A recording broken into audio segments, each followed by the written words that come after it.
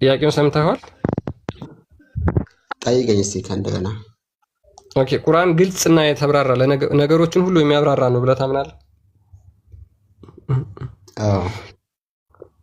ኦኬ ስለዚህ ቁርአን ለሁሉ ነገር አብራሪ መሪ እዝነት አድርገን ላክን ብሎ ሱራ 16 ቁጥር 89 ላይ ይናገራል በግልጽ ማለት ነው። ስለዚህ ቁርአን ውስጥ ምንም የተደበቀ ነገር የለም ማለት ነው። እሺ አላህ እግር አለው?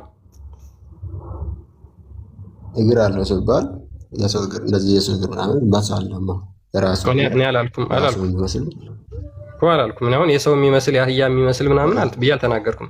የማንንም የማይመስል እግር አለው ብለህ ታምናለህ? የማንንም የማይመስል ከማንንም ጋር የማይመሳሰል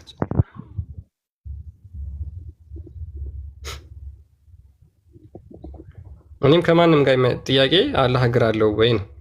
ከእኔ ጋር የሚመሳሰል እግር አለው ብዬ አልጠየኩም። ችግር የለውም። አንተ እንደምትፈልገው ልሂድልህና አላህ የማንንም የማይመስል እግር አለው ብለህ ታምናለህ? ለምሳሌ እጁ ሰፊ ነው ሲባል እጅ ሲባል እንደዚህ የሰው እጅ ይመስላል አይደለም? ራሱ እኔ አላልኩም አልኩ እንደዛ አልኩ።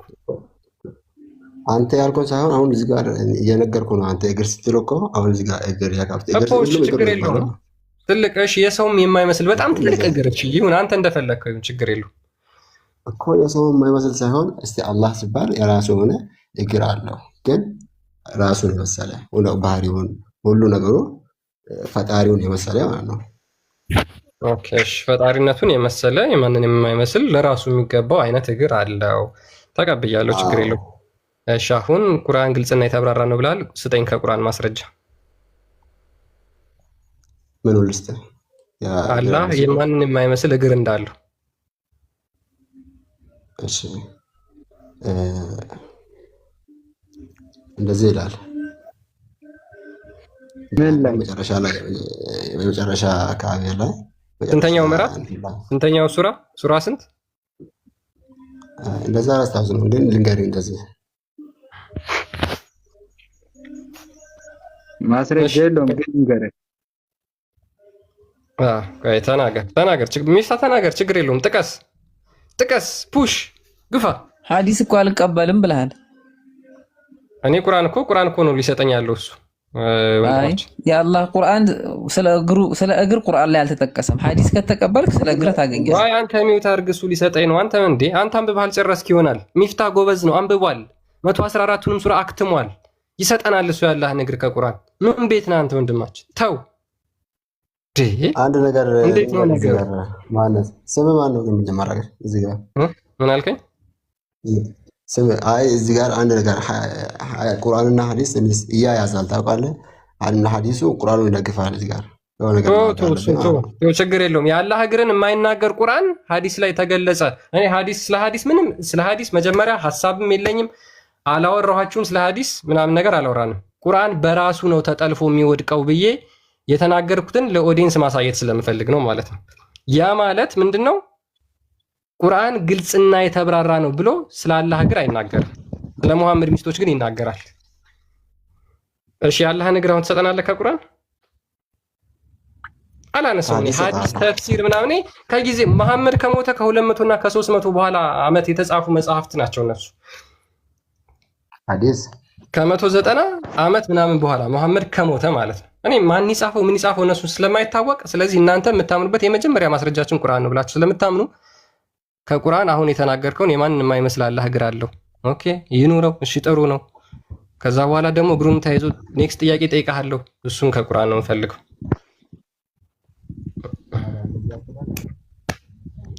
ትንሽ ድምጽ ታፍኗል። ሚፍታ ሜቢ ማይክ እየሆነ ከሆነ አሁን አሪፍ ነው። ቀጥል። ማስረጃው አንድ ነገር በሚያስኬድ መንገድ እንሂድ። የሚያስኬድ መንገድ ነው መጀመሪያ። አሁን ሱራ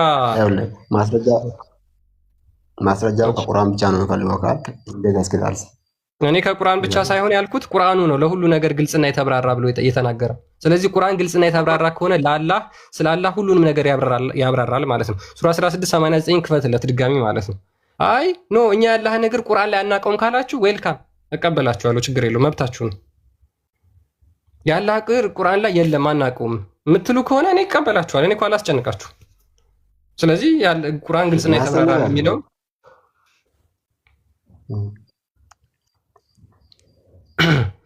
እሺ እሺ ቀጥል ወንድማችን። ይኸው ሱራ 16 ቁጥር 89 ላይ አርግለት ምን እንደሚል አንብቦ ድጋሚ ማለት ነው። አይ ያለ ሀገርን ከዚህ አንፈልግም፣ እኛ የምንፈልገው ከቁርአን አናገኝም የለም ምትል ከሆነ እኮ እቀበልሃለሁ። ግን መጀመሪያ አለ ያልከውን ማስረጃ ሰጠኛለህ። የለም ካልክ በጣም ጥሩ። እኔ ይሄ ባንዳ እጅን ጨብጬ ተስማምቼ ካንተ ጋር ጨርሳለሁ ማለት ነው። ቆይ እስቲ አንተ አሁን ለምሳሌ እነዚህ እንደዚህ የአንድ እምነት አስተማሪ አይደለሁም። ጥያቄ ልጠይቅ ነበር ገባሁት። ግን እዚህ ጋር አሁን አንድ ነገር ለምን ከሌሎቹ ጋር ለምሳሌ ከነ ሁሱ ከነ ኡስታዝ ዋሂድ ምናምን ከነሱ ጋር ለምን ለቅሶ አቁሙ ሙስሊሞች። እናንተ ትሻላላችሁ ከነሱ፣ እናንተ ትሻላላችሁ። ለምን እነሱ ከስድስተኛ ክፍል ያቋረጡ ናቸው። በጣም ውሸታም አጭበርባሪዎች ናቸው። እናንተ ትሻላላችሁ ከነሱ። ስለዚህ ሂድና ግባና ማለት ነው ክርስቲያን ከሆስት ይፈልግሃል ትወያያለህ ወይ በለህ ሂድ ንገረው። ከዛ በኋላ አሁኑኑ ገስት ላይ ያሉትን እንዳለ አወረዳቸውና ከእሱ ጋር ከሆስት ገባለሁ። ሂድ ንገረው። እሱ አይደል አለቃቸው፣ እሱ አይደል መምህራቸው ብላችሁ የምታምኑት። ስለዚህ ሂዱና ንገሯቸው። አይ እኛ አነግራችሁ ምናምን ትሉ ከሆነ እኛ የሰው ስም አትጥሩብን ራሳቸው ወይም ደግሞ ይምጡ። ሚፍታ በቃ ሰው ስለኛ ስለ ሰው አይደለም። ሰው በሌለበት እኛ ስለ ሰው ማውራት አይደለም። ሰው በሌለበት ሀሜት ነው የሚሆነው አይደለ ሚፍታ? ስለዚህ አሁን ትምህርት ላይ ከሆነ ትምህርት ላይ ነው። በቃ ተዋቸው፣ እነሱ ጥራቸው፣ ተዋቸው። በቃ አትጥራ፣ የሰው ስም አትጥራ። እኛ የሰው ስም ምን ያደርግልን? እዚህ ቁርአን እያነበብና እንዴ? እሺ ያለ ሀገር በሚያስገርም ሁኔታ ምንድን ነው ያለ ሀገር ቁርአን ላይ የለም። ሴቶችን እንዴት ወሲብ ማድረግ እንዳለ ግን ቁርአን ላይ አለ፣ በሚያስገርም ሁኔታ ማለት ነው። ቆይ አላህ ሱብሃነሁ ወተዓላ ግራ ያለው የምትለው አባዬ ከሰው እንዴት ልታመሳሰለው ትችላለህ? እኔ መቼ አመሳሰልኩት? እያመሳሰልከው እኮ ነው። ችግር የለውም። ከኔ ጋር የማይመሳሰል እግር አለው። ኢንሻአላህ አላህ ሱብሃነሁ ወተዓላ ማወቅ የሚቻለው ነገ የውመል ቂያማ ቀን ብቻ ነው። ገባህ አይደለ? ስለዚህ አምላካችሁን አታውቁትም ማለት ነው። አምላካችሁን አታውቁትም ማለት ነው። ወይ አንዴ ኦኬ፣ የምታውቀው ከሆነ እግሩን ስጠኛ። እግሩ የት ነው የሚገኘው? የቁርአን አላህ እግር አለው የሚል ከቁርአን ስጠኝ። ለእግር ካለውማ ከፍጡራን ጋር አመሳሰል ነው እኮ ነው የምልህ። አይገባም እንዴ? የለው እግር የለውም። አላህ ሱብሃነሁ ወተዓላ እግር የለውም። ለባ እሺ፣ እናመሰግናለን። እንደው አሁን እዚህ ሚፍታ እግር አለው ብሎ እየተከራከረ ነበር። ከቁርአን ማስረጃ ሊሰጠኝ ነበር። ወንድማችን ደግሞ ምን ይላል? አላህ እግር የለውም። አንድ ቁርአን እያነበቡ እንኳን አንዱ አለው አንዱ የለውም ነው። እንግዲህ በዚህ ልክ ነው እንትን የሚሉት ማለት ነው። ሉክ አንዱ አለ ይላል፣ እዚህ ጋር ይላል። ስንት አምላክ ነው የምታመልኩት ሙስሊም? አሁን እናንተ ገብታችሁ ወይ አንዴ ሚፍታ አላህ እግር አለው የለውም? አንድ የሆነ ጌታ ብቻ የምናመልከው አሐዱን አሐድ አንድና አንድ የሆነ ምኑ ነው አንድ የሆነ አምላክ ብቻ ነው ታላለ። እሺ ሚፍታ አውራው እግር የለውም አላህ። እኔ አላህ እግር የሚባል ካለው ከፍጡር አረኩት ፍጡር አድርገዋል ክርስቲያን ብሎ እየወቀሰኝ ነው። ስለዚህ አላህ እግር እንዳለው ነገር እንደዚህ ነው። ልንገርህ አዳምጠኛሽ። የመጨረሻ ቀን ሁሉም ሰው ወደ ጀነት የሚወደው ወደ ጀነት ከፍቶ ወደ ጀሃነም የሚቀረው ከዛ ጀሃነም ትዘጋለች አይደል? በምንድን ነው የሚዘጋው? ጀሃነም ስትዘጋ ጀሃነሟ እንደዚህ ትላለች፣ በቅቶሻል ወይ ምናምን ብሎ ይጠይቃታል አላህ። አልበቃኝም ምናምን ስትል ጀሃነሟ ማለት ነው። ከዛ አላህ ከዚህ በኋላ በቃሽ፣ ምንም የቀረ ሰው የለም፣ ሁሉም ሞተዋል፣ ሁሉም ገብተዋል፣ ወደ ጀነት ቢገባም ወደ ጀነት ገብተዋል ብሎ በእግሯ ይረግጣታል ይላል። ምንድን ነው የሚለው? የሼህ ወዳጅ የሚለው ደግሞ እግር የሚባል ነገር የለውም አለ እኮ። እዚህ ጋር እግር ሲባል አሁን አላህን የመሰለ ፈጣሪውን የመሰለ ሁሉም ቻይ የሆኑም የመሰለው ማለት ነው እግር አለው። እንደዚህ ሲባል የሰውን እግር አይደለም ያለው እዚህ ጋር የሰው እግር እኔ አላልኩም። መጀመሪያም እኔ ያልተናገርኩትን እኔ ክሌም ያላደረግኩት ካፌ ያልወጣውን ነገር ብለሃል ብላችሁ መልስ ለመስጠት እንዳትሞክሩ። ይሄ ፋላሲ ነው። አሁን እግር ሲባል እኔ መጀመሪያም ብዬ ጠይቁ የፍጡራን የማይመስል እግር አለው ብለህ ታምናለህ ወይ? ስጠኝ ማስረጃ ከቁርአን ስለ የለም ቁርአን ውስጥ ያለ እግር።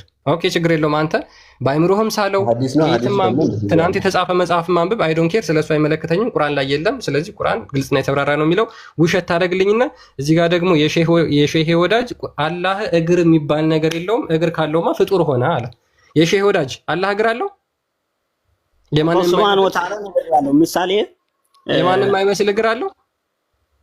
አላህ ሱብሃነሁ ወተዓላ እግር የለውም አልኩህ እኮ። የማንንም የምንንም አይደለም። አላህ ሱብሃነሁ ሁሉንም ኻሊቁ ኩለ ሸይን ሁሉን ነገር ከሰው እስከ ለሚፍታ ነገር ይሸሽ የነገር ሆሮ ጅንንም ሆነ ሰውንም የፈጠረ ማን ነው? አላህ ሱብሃነሁ ወተዓላ ነው። ከነዚህ ከፍጡራን አንድም የሚጠይቀው የለም፣ አንድም የሚያመሳስለውም ነገር የለም። ምክንያቱም አላህ ሱብሃነሁ ወተዓላ እግር አለው ይሄ አለው ከተባለ ከኛ ጋር አምሳያ ሆነ። ይሄማ ፈጣሪ አይደለም። አየህ። ስለዚህ አሁን የሚፍታ ፈጣሪ ላንተ ፈጣሪ አይደለም ማለት ነው። እግር ካለው የሱ ፈጣሪ አይደለም በፍጹም። ቴንክ ዩ። የሚፍታ አላህ የሚፍታ ጌታ የሼህ ወዳጅ ለሚለው ወንድማችን ጣዖት ነው እንጂ አምላክ አይደለም። እስልምና አንድ ነው ይላሉ። እነዚህ አሁን ቁርአንን እኩል ነው የሚያነቡት። ሁለቱም ቁርአን የሚያነቡ ናቸው። አንዱ ግራ አለ ይላል፣ አንዱ ግራ የለውም ይላል። አንዴ ማይሩታ አሁንም አንድ ነው። ሚውት ማይር ቀጥል። ሚፍታ መቀጠል ይችላል። የአንተ ጣዖት ነው የምታመልከው እያለን አንተ የምታመልከው ፍጡር ነው።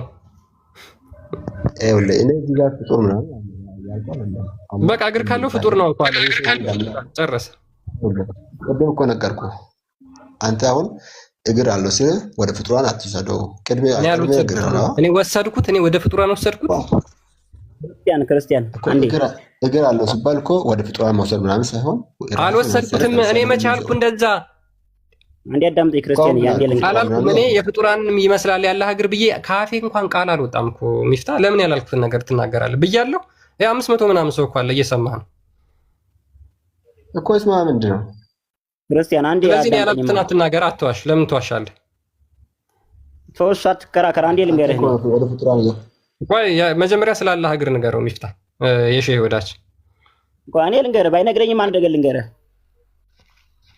ቀጥል። ስለዚህ የሁለታችሁ ያንተ አላህ ለዛ ጣዖት ነው፣ የሚፍታ ደግሞ ለሼህ ወዳጅ እንደዚሁ ፍጡር ነው፣ አምላክ አይደለም። እናመሰግናለን። የሚያነቡት ግን ምንድነው? አንድ ቁርአን ነው የሚያነቡት። እስልምና ስንት ነው ይላሉ? አንድ ነው ይላሉ። እስልምና ስንት ነው? እስልምና አንድ ነው ይዋሻሉ። የሚፍታ አላህ ቁርአንን የሚያነበው የሚፍታ ማለት ነው። ያ አላህ የሱ እግር አለው። ስለዚህ ያ አላህ ደግሞ ለአንተ ጣዖት ነው። እዚህ አንድ ነገር መሐመድ ደግሞ በአንድ የቁርአን አንቀጽ ብትከራከሩ ከሃዲ ናችሁ ብሏል። አንድ ልሂድና ማለት ወጣ ነው የሆነ ስራ ነበረኝ ክርስቲያን ሰው እንዳወራ አታረጉም እኮ። ችግራችሁ እንደዚህ ነው። ሁልጊዜ በቃ በመሃል ሰውን ታቃርጣላችሁ። ሚፍታ ቀጥል። እኛ ችግር የለም። ፍትሃዊ ቤት ነኝ። እግር ያለው ስልህ እኮ ቅድም አልተረዳኝም መሰለኝ። በእናትህ ፍጡር እንዳትለኝ። እኔ ከሱ ጋር አላመሳሰልኩም። በቃ ራሱ በሚገባው መልኩ እግር አለው ብለህ ታምናለህ ወይ ብዬ ነው የጠየቅኩህ። አዎ ብለሃል። የማንም የማይመስል አዎ ብለሃል። እንደዛ ነው የጠየቅኩህ። እኔ አንተ እንደምታምነው አይደለም የምጠይቅህ። የማታምነውን አልጠይቅም ሲጀመር እኮ። እየነገርኩህ እኮ ነው። ስማኝ እስኪ። በመጨረሻ ቀን ጀሃነም ስትዘጋ ሁሉም ሰው ወደ ጀሃነም ገብቶ የጀነቱም ወደ ጀነት ገብቶ መጨረሻ ጀሃነም ልትዘጋ ስትል አላህ ይጠይቃታል። ጀሃነምን እንደዚህ ብሎ ጠይቃታል። በቃሽ ወይ ብሎ ጠይቃታል አይደል? ከዛ ስጠይቃት አልበቃኝም ስትል በቃ ሰውም አልቋል። የገባ ገብቷል፣ ወደዚህ የገባም ወደዚህ ገብቷል። ስለዚህ አሁን በቃሽ ብሎ በእግሩ ይረግጣታል ይላል። የሆነ ሐዲስ አለ። በቃሽ ያንተ እግር አለ። በቃ ያንተ አላህ እግር አለው። ገሃነምን የሚረግጥ እግር አለው። ማስረጃ አስጠይቀ ቁርአን። የሼህ ወዳጅ ደግሞ ይሄ እግር የሚባል ነገር የለውም። ስጠኝ ማስረጃ። ገሃነምን መጨረሻ ቀን በቃሽ ወይ ሞላሽ ወይ እያለ ይረግጣታል የሚለውን ከቁርአን ስጠኝ ማስረጃ። እስከዛ ቪኪ ሐዲስ ነው ነገር እኮ ከሐዲስ ኢማጂን እንግዲህ አላህ በቂያማ ቀን ጀሃነምን በእግሩ ይረግጣታል የሚል ሐዲስ ላይ ነው እንጂ ቁርአን ላይ የለም። ቁርአን ምንድነው? ግልጽና የተብራራ ነው። ቪኪ ሱራ 29 የሸረሪት ምዕራፍ ቁጥር 51 እና 52 ክፈትልኝ ቶሎ። አላህ በቂያማ ቀን አንድ ጊዜ አናግረኝ። አንድ የሱ ልጨርስና አንዴ አለ ቪኪ ቪኪ አለ። ኦኬ አንዴ ለምን ቁርአኑ ግልጽና የተብራራ ነው ብሏል። ሐዲስ ማስረጃ አይሆንም። ይሄው እሺ ላንብብልህ። አሁን ምን ይላል? ሐዲስ ማስረጃ እንደሚሆን ሐዲስን ተቀበሉ እንደሚል ከቁርአን ማስረጃ ስጠኝ። ቆይ ሐዲስ ማስረጃ የሆነ ወይ አይሆንም? አንድ ጊዜ ክርስቲያን ልስጥህ። ሚውተር አልፈልግም። ዙር ብለህ አንተ ሚውተር በመሀል እየገባ ዲስተርብ አታርግ። አምጣ ብለህ ስለማታመጣ ሚውተር አንተ አንዴ። እሺ ሱራ 29 ቁጥር 51ን ሐዲስ ማስረጃ አይሆንም ወይ ብለሃል? እሺ ሱራ 29 ወማ ينطق عن الهوى وما ينطق عن الهوى በእናትህ ሚውተር አድርግ። በእናትህ ጥልቅ አትበል እንደ እርጎ ዝንብ ይጨንቃል። ቅድም ጠየቅኩ፣ አንድ እንኳን ማስረጃ ማምጣት አልቻልኩም። የመቃብር ጣት ብያ ለምን ነው የምትቀባጥረው እዚህ ገብተህ? እሺ ሱራ 29 ቁጥር 51 ላይ ይላል እኛ መጽሐፉን በእነርሱ ላይ የሚነበብ ሆኖ በአንተ ላይ ማውረዳችን አይበቃቸውምን? በዚህ ውስጥ ለሚያምኑ ህዝቦች ችሮታና ግሳጼ አለ። ቁጥር 52ን በእኔና በእናንተ መካከል መስካሪ በአላህ በቃ አላህ በቂ ነው። ይህንን ማምጣታችን ይበቃል። ቁርአኑ ነው ያለው። ስለዚህ የአላህ እግርን ለማምጣት ቁርአኑ አይበቃም ያልከኝ እሰየው፣ እንኳን ደስ እያለኝ ካንተ ጋር እስማማለሁ። ቁርአኑ እዚህ ጋር በቃ በአላህ በቃ መስካሪ ምስክርነት በአላህ በቃ ብሎ ስለሚናገር የአላህ እግርን ቁርአን አይመሰክርም። አሁን እዚህ ጋር ስለ አላህ እግር ያወራል እንደ እንትን እንደዚህ ነው ያወጣው ሐዲስ ብለኸኛል። እዚህ ጋር ደግሞ ስለ አላህ ስለማንኛውም ጥያቄ የምጠይቅ ከሆነ ምስክርነት በአላህ ይበቃል እንጂ ሌላ ተረት እንድታመጣልኝ ቁርአኑ ራሱ አይፈቅድልም፣ አያዝህም። ለምን? የትኛውንም ጥያቄ ብትጠይቅ ምስክርነት የሚበቃው በአላህ ነው። የትኛውንም ጥያቄ ብትጠይቅ አላህ ያወረደው መጽሐፍ ውስጥ ይበቃቸዋል ብሎ ስለሚናገር ማለት ነው። ወደ ኋላ መለስ ተመለስና አሁን ያነበብከውን ወደ ኋላ መለስ አንብብልኝ። ወደ ኋላ መለሳልና ወደ ኋላ ብታነበውም ወደፊት ምንም ከመጀመሪያውም ጀምረህ ብታነበው ጥቅም የለውም ወንድማችን። ዋና ፍሬ ሀሳቡ ያለው እዚህ ጋር ስለሆነ ማለት ነው። አንዴ በቃ ሚፍታ አንተ የአላህ እግርን የለም ቁርአን የአላህ እግር ቁርአን ውስጥ የለም። እሺ ቴንኪው እናመሰግናለን ወንድማችን። ኦኬ እሺ የሺህ ወዳጅ አንተ ልጠይቅህ አላህ እግር የለውም ብላል። እናመሰግናለን። ሁለታችሁ ግን የምታነቡት አንድ አይነት ቁርአን ነው። አንተ አላህ እግር አለው ብለህ አንተ ምን አንብበህ እግር አለው እንዳልክ አላቅም። አንተ ምን አንብበህ አላህ እግር የለውም እንዳልክ አላቅም። ስለዛ ለአንተ ደግሞ ጥያቄ ጠይቃለሁ ማለት ነው። እኔ እዚህ ላለመኖሩ ላስረዳህና ትጠይቀኛለህ። አይ ሚፍታ አለው ብሏል፣ ችግር የለውም። እኔ የለውም ብለህ የምታምን ከሆነ የሌለ መረጃ አልጠይቅህማ። አሁን ለምሳሌ ሉክ ሚፍታ አላህ እግር አለው ብሎ ያምናል። ያንን እግሩን ከቁርአን አሳየኝ እያልኩት ነው። ኦኬ አንተ ደግሞ አይ አላህ እግር የለውም ብለህ የምታምን ከሆነ እኔ ደግሞ በዛ በሌለ ነገር መረጃ አልጠይቅህም ማለት ነው። ኦልሬዲ የለውም ብለህ ስለተናገርክ ስለዘጋኸው ማለት ነው። ኦኬ እሱም በዛው እንዲያዳምጠኝና እንዲያዳምጡ ፈልጌ ነው እንጂ። እሺ ንገረው፣ ለሚፍታ ንገረው አላህ እግር የሚባል ነገር እንደሌለው፣ አላህ እግር ካለው ጣዖት እንደሆነ ፍጡር እንደሆነ ንገረው ለሚፍታ። ምን ይላል መሰለህ ሱአሉን ጥያቄ እዚህ ጋር ተከለም አውጁዲላህ ይላል። ስለ አላህ መኖር ተናገር ይላል። አላሁም መውጁዱን አላህ ያለ ነው። ላሸክ ጥርጥርም የለ ፊ ውጁዲሂ አላህ ሱብሓነሁ ወተዓላ ለመኖሩ ጥርጥርም የለ። መውጁዱን ያለ ነው ቢላ ከይፍ ያለ እንዴታ፣ ወላ መካን ያለ ቦታ፣ ወላ ጅሃት ያለ አቅጣጫ፣ ላየሽበሁ ሸይአን አንድንም ነገር አይመስልም ሚን ኸልቂሂ ይላል። ከፍጡራንን አንድንም ነገር አይመስልም እኔ አልመስልም ይላል። አሁን እሱን ከቁርአን ብጠይቅ ደግሞ አታመጣውም እኮ ችግሩ አንተ ነው። እሺ ሁለታችሁ የምታወሩት አሁን እኮ ተረት መሆኑ ነው። እየነገሩ በቁርአን ጸር ምን አፊላህ ይሸኩል ይላል። ለመኖር እኔ ጥርጥርም የለውም ማንንም ካማሰል ነው። እግር አለው እጅ አለው አይን አለው አላህ ሱብሓነሁ ወተዓላ ካልነው እኛ ጋር ይመስላል። ይሄ ፈጣሪ አይደለም እኛ ጋር ከመሰለ በቃ ፈጣሪ ያለው መቸገሽ እና መሰግናው። እሺ ቴንክ ዩ በጣም አንተ ጋር ተስማምቻለሁ። እግር እጅ ካለው ፈጣሪ አይደለም። የሚፍታ ጣዖት ነው እንጂ ፈጣሪ አይደለም። ሚፍታ የሚያመልከው ጣዖት ነው የሚያመልከው። ሚፍታ የሚገዛው ጣዖት ነው። ሚፍታ የሚገዛው እጅ ያለው እግር ያለው የሼሄ ወዳጅ እንደተናገረው ጣዖት ነው ብሎ ስለዚህ ተቃራኒ ነው ማለት እሱ ጣዖት ነው እነሱ የሚያምኑት። ተናገረው ችግር የለውም። ኡስታዝ አንዴ አላህ እጁ ሰፊ ነው ሲባል ምንድን ነው? ምን ማለት ነው? እዝነቱ ለማለት ነው። እዝነቱ ለማለት ነው። ትርጉሙን ማወቅ አለብህ። እሺ እጁ ሰፊ ነው ሲባል ሰጪ ነው እንደማለት ነው። ሰጭነቱ አላህ ሱብሓነሁ ወተዓላ ሰጭነቱ ከማንም በላይ ሰፊ ነው ለማለት ነው እንጂ እጅ ያለው ማለት አይደለም። እዚሁ ሀባሽ ሲያደርገው ተመልከቱ። ሚፍታን እሺ ቀጥል ሚፍታ።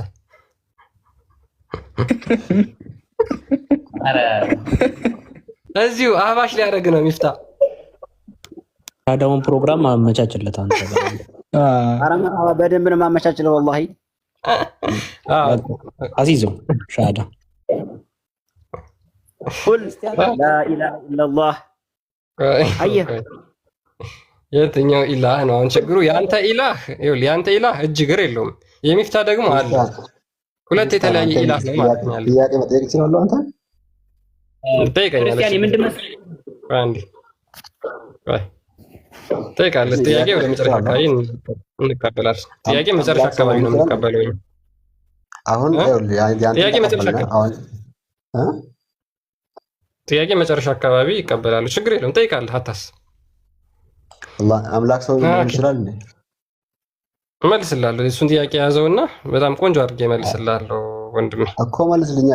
እንደዚህ በዚህ ከዚህ ከተያያዘ ሌላም አለ እንደዚህ ነው እመልስልሃለሁ። አሁን ቶፒክ ሽፍት እንዳይሆን አንድ ሁለት ጥያቄዎችን ልጠይቅና ሙስሊሞችን፣ ከዛ በኋላ ወደ አንተ ጥያቄ ተመልሼ እመልስልሃለሁ። ችግር የለውም። ማሂር ቅድም ስለገባ ለማሂር እድሉን ልስጠው፣ ከቅድም ጀምሮ ስለተቀመጠ ማለት ነው። ጀመርኛ እሱንም ወንድሜም ያንም ካለመረዳት ውጭ እንጂ ጣዖት ምናመልከው እኛ ጭራሽ ጣዖት አናመልክም ከእናንተ ውጭ አልሐምዱሊላህ። አንተ የነሱ መረዳት አንተ ነህ የምታውቀው አንተ አይደለም። እነሱ እኮ ያመኑበት ካለመረዳት ነው ወይስ አንተ የምትረዳው እነሱ እንዲያመልኩልህ ፈልገህ? ካለመረዳት ነው። ስለሱ አንተ ነህ የሚመለከተው። ጣዖት ግን አናመልክም ወይ አንተ ሚስታ ያመልከው። ኦኬ በጣም ጥሩ። ያንተም አላህ እግር አለው ማለት ነው አይደል? እዚህ ጋር አና ሐዲስ ባጸደቀው መልክ እቀበላለሁ። በቃ ቲንክ የሼህ ወዳጅ የሚለው ደግሞ አጠገበ የሚለው ቆይ ሚፍታ እንዴ ይገባኛል። በስም የሼህ ወዳጅ ደግሞ የሚለው ያንተ አምላክ ጣዖት ነው እያለ ነው። የሼህ ወዳጅ ያንተ ነው ጣዖት እንጂ የኔ ጣዖት አይደለም። የሁለታችን የሼህ ወዳጅ እግር ያለው አምላክ የምታመልክ ከሆነ አላህ እግር አለው ብለህ የምታምን ከሆነ ያ የሳልከው በአይምሮ የሳልከው ጣዖት ነው እንጂ አሁንም ትክክለኛው አላህ አይደለም። ንገርክ ክርስቲያን የኔን ትይውልህ ማሂር አሁን ያንተን መልስለት። ለሼህ ወዳጅ አጠገብህ ላለው ለወንድምህ አላህ እግር ካለው ጣዖት ነው። ስለዚህ አንተ ደግሞ ያንተ አላህ ደግሞ እግር አለው፣ ስለዚህ ጣዖት ነው እያለህ ነው። ጣዖት አንልም። ጣዖት የምትሉ እናንተ ናችሁ። እኛ ጣዖት አንልም። ቁርአንና ሐዲስ ባጸደቀውን እናጸድቃለን። ወንድሜም ራሱን ቁርአን ያለውን ነው የምታጸድቀው። ቁርአን ያለውንም ሐዲስም ያለውም እናጸድቃለን። እሺ ችግር የለውም። ደግሞ በተፍሲር ላይ እናብራራዋለን። ወይ ችግር የለውም። እሺ ስለዚህ አሁን አንተ የአላህ ነገር ከቁርአን ስጠኝ። ቁርአን ላይ የለም። እናመሰግናለን። በቃ ጨርሰናል ማለት ነው። ካንተ ግን ጣዖት የምትለውን ቃል ብትወው ይሻላል። ጨርሻለሁ። በቃ ጨርሻ። እሱን እኔ አይደለሁም ያልኩህ የሼህ ወዳጅ አጠገብ ያለው አንተ ነህ የምትለው ሳላለም አንተ ነህ የምታወራ ያለኸው። የሼህ ወዳጅ አላህ እግር ካለው ፍጡር ነው ጣዖት ነው። አንተ ነህ የምታወራ ያለኸው። የሰማሁህ ነው። አናግረው የሼህ ወዳጅ። እነሱ ደስ የሚለው ምንድነው? አህባሾች ምንድነው? ሱፊዎች በቃ እምነታቸውን ለመናገር አይፈሩም፣ አያፍሩም። ወሃብያ ግን ሁሌ እንዳስመሰለ ማለት ነው። ሁሌ ምንም አላስመስልም። አልሐምዱሊላህ እንጨት አንሸከምም እኛ። ሁሌ እንዳስመሰላችሁ እንደዋሻችሁ እንደምትኖሩ አሁን የሼህ ወዳጅ ያሳያል። በጣም ነው የምትዋሹት የምታጭበረብሩት ማለት አንድ ቀን ያለ ውሸት ወሃብያ አንድ ቀን ጣዖት አናመልክም፣ እንጨት አናመልክም። አልሐምዱሊላህ ያው ታመልካለህ። አንድ አላህ ብቻ ነው የምናመልከው እኮ እንደምታመልክ ሊነግርህ ነው የሼህ ወዳጅ። አላህ እግር አለው ብለህ አታምንም አይደል አንተ? ብዙ እኮ አለ አጠገብ ምንም እኮ አያችሁ። ሱፊዎች በቃ የሚያመልኩትን ለመናገር ምንም ችግር የለባቸው። በቃ የምታምነው በልብ የምታምነው በአፍ ትናገራለህ። የትኛው ነው ሱፊዎች? እንደዛ ናቸው። ማን ነው? ያው አጠገብ ያለው ሱፊ አላህ እግር የለውም እያለ ነው የሼህ ወዳጅ። ለበይክ ቁርአንና ሐዲስ ባጸደቀውን አጸድቃለን አይደለ? አዎ ሷሂህ ከሆነ ሁሉንም እናጸድቃለን። በቃ አልሐምዱሊላህ። ያው ልክ ስማ ክርስቲያን ይኸው ባይ እኮ ስለዚህ አላህ እግር አለው ባጸደቀው መልኩ የሼህ ወዳጅ ቁርአን ላይ የለም፣ ሐዲስ ላይ ለማስተማር ችግር የለውም። እሺ ሂድ የትኛውን ቦታ ላይ ባነበብከው ወይም ሐዲስ ላይ ብለህ አንተ በምታምነው ማለት ነው። እኔ ስለሱ ርዕስ አይደለም ግን ላስቀጥልህ። የሼህ ወዳጅ ለምሳሌ ሐዲስ ላይ አላህ እግር አለው የሚል አለ?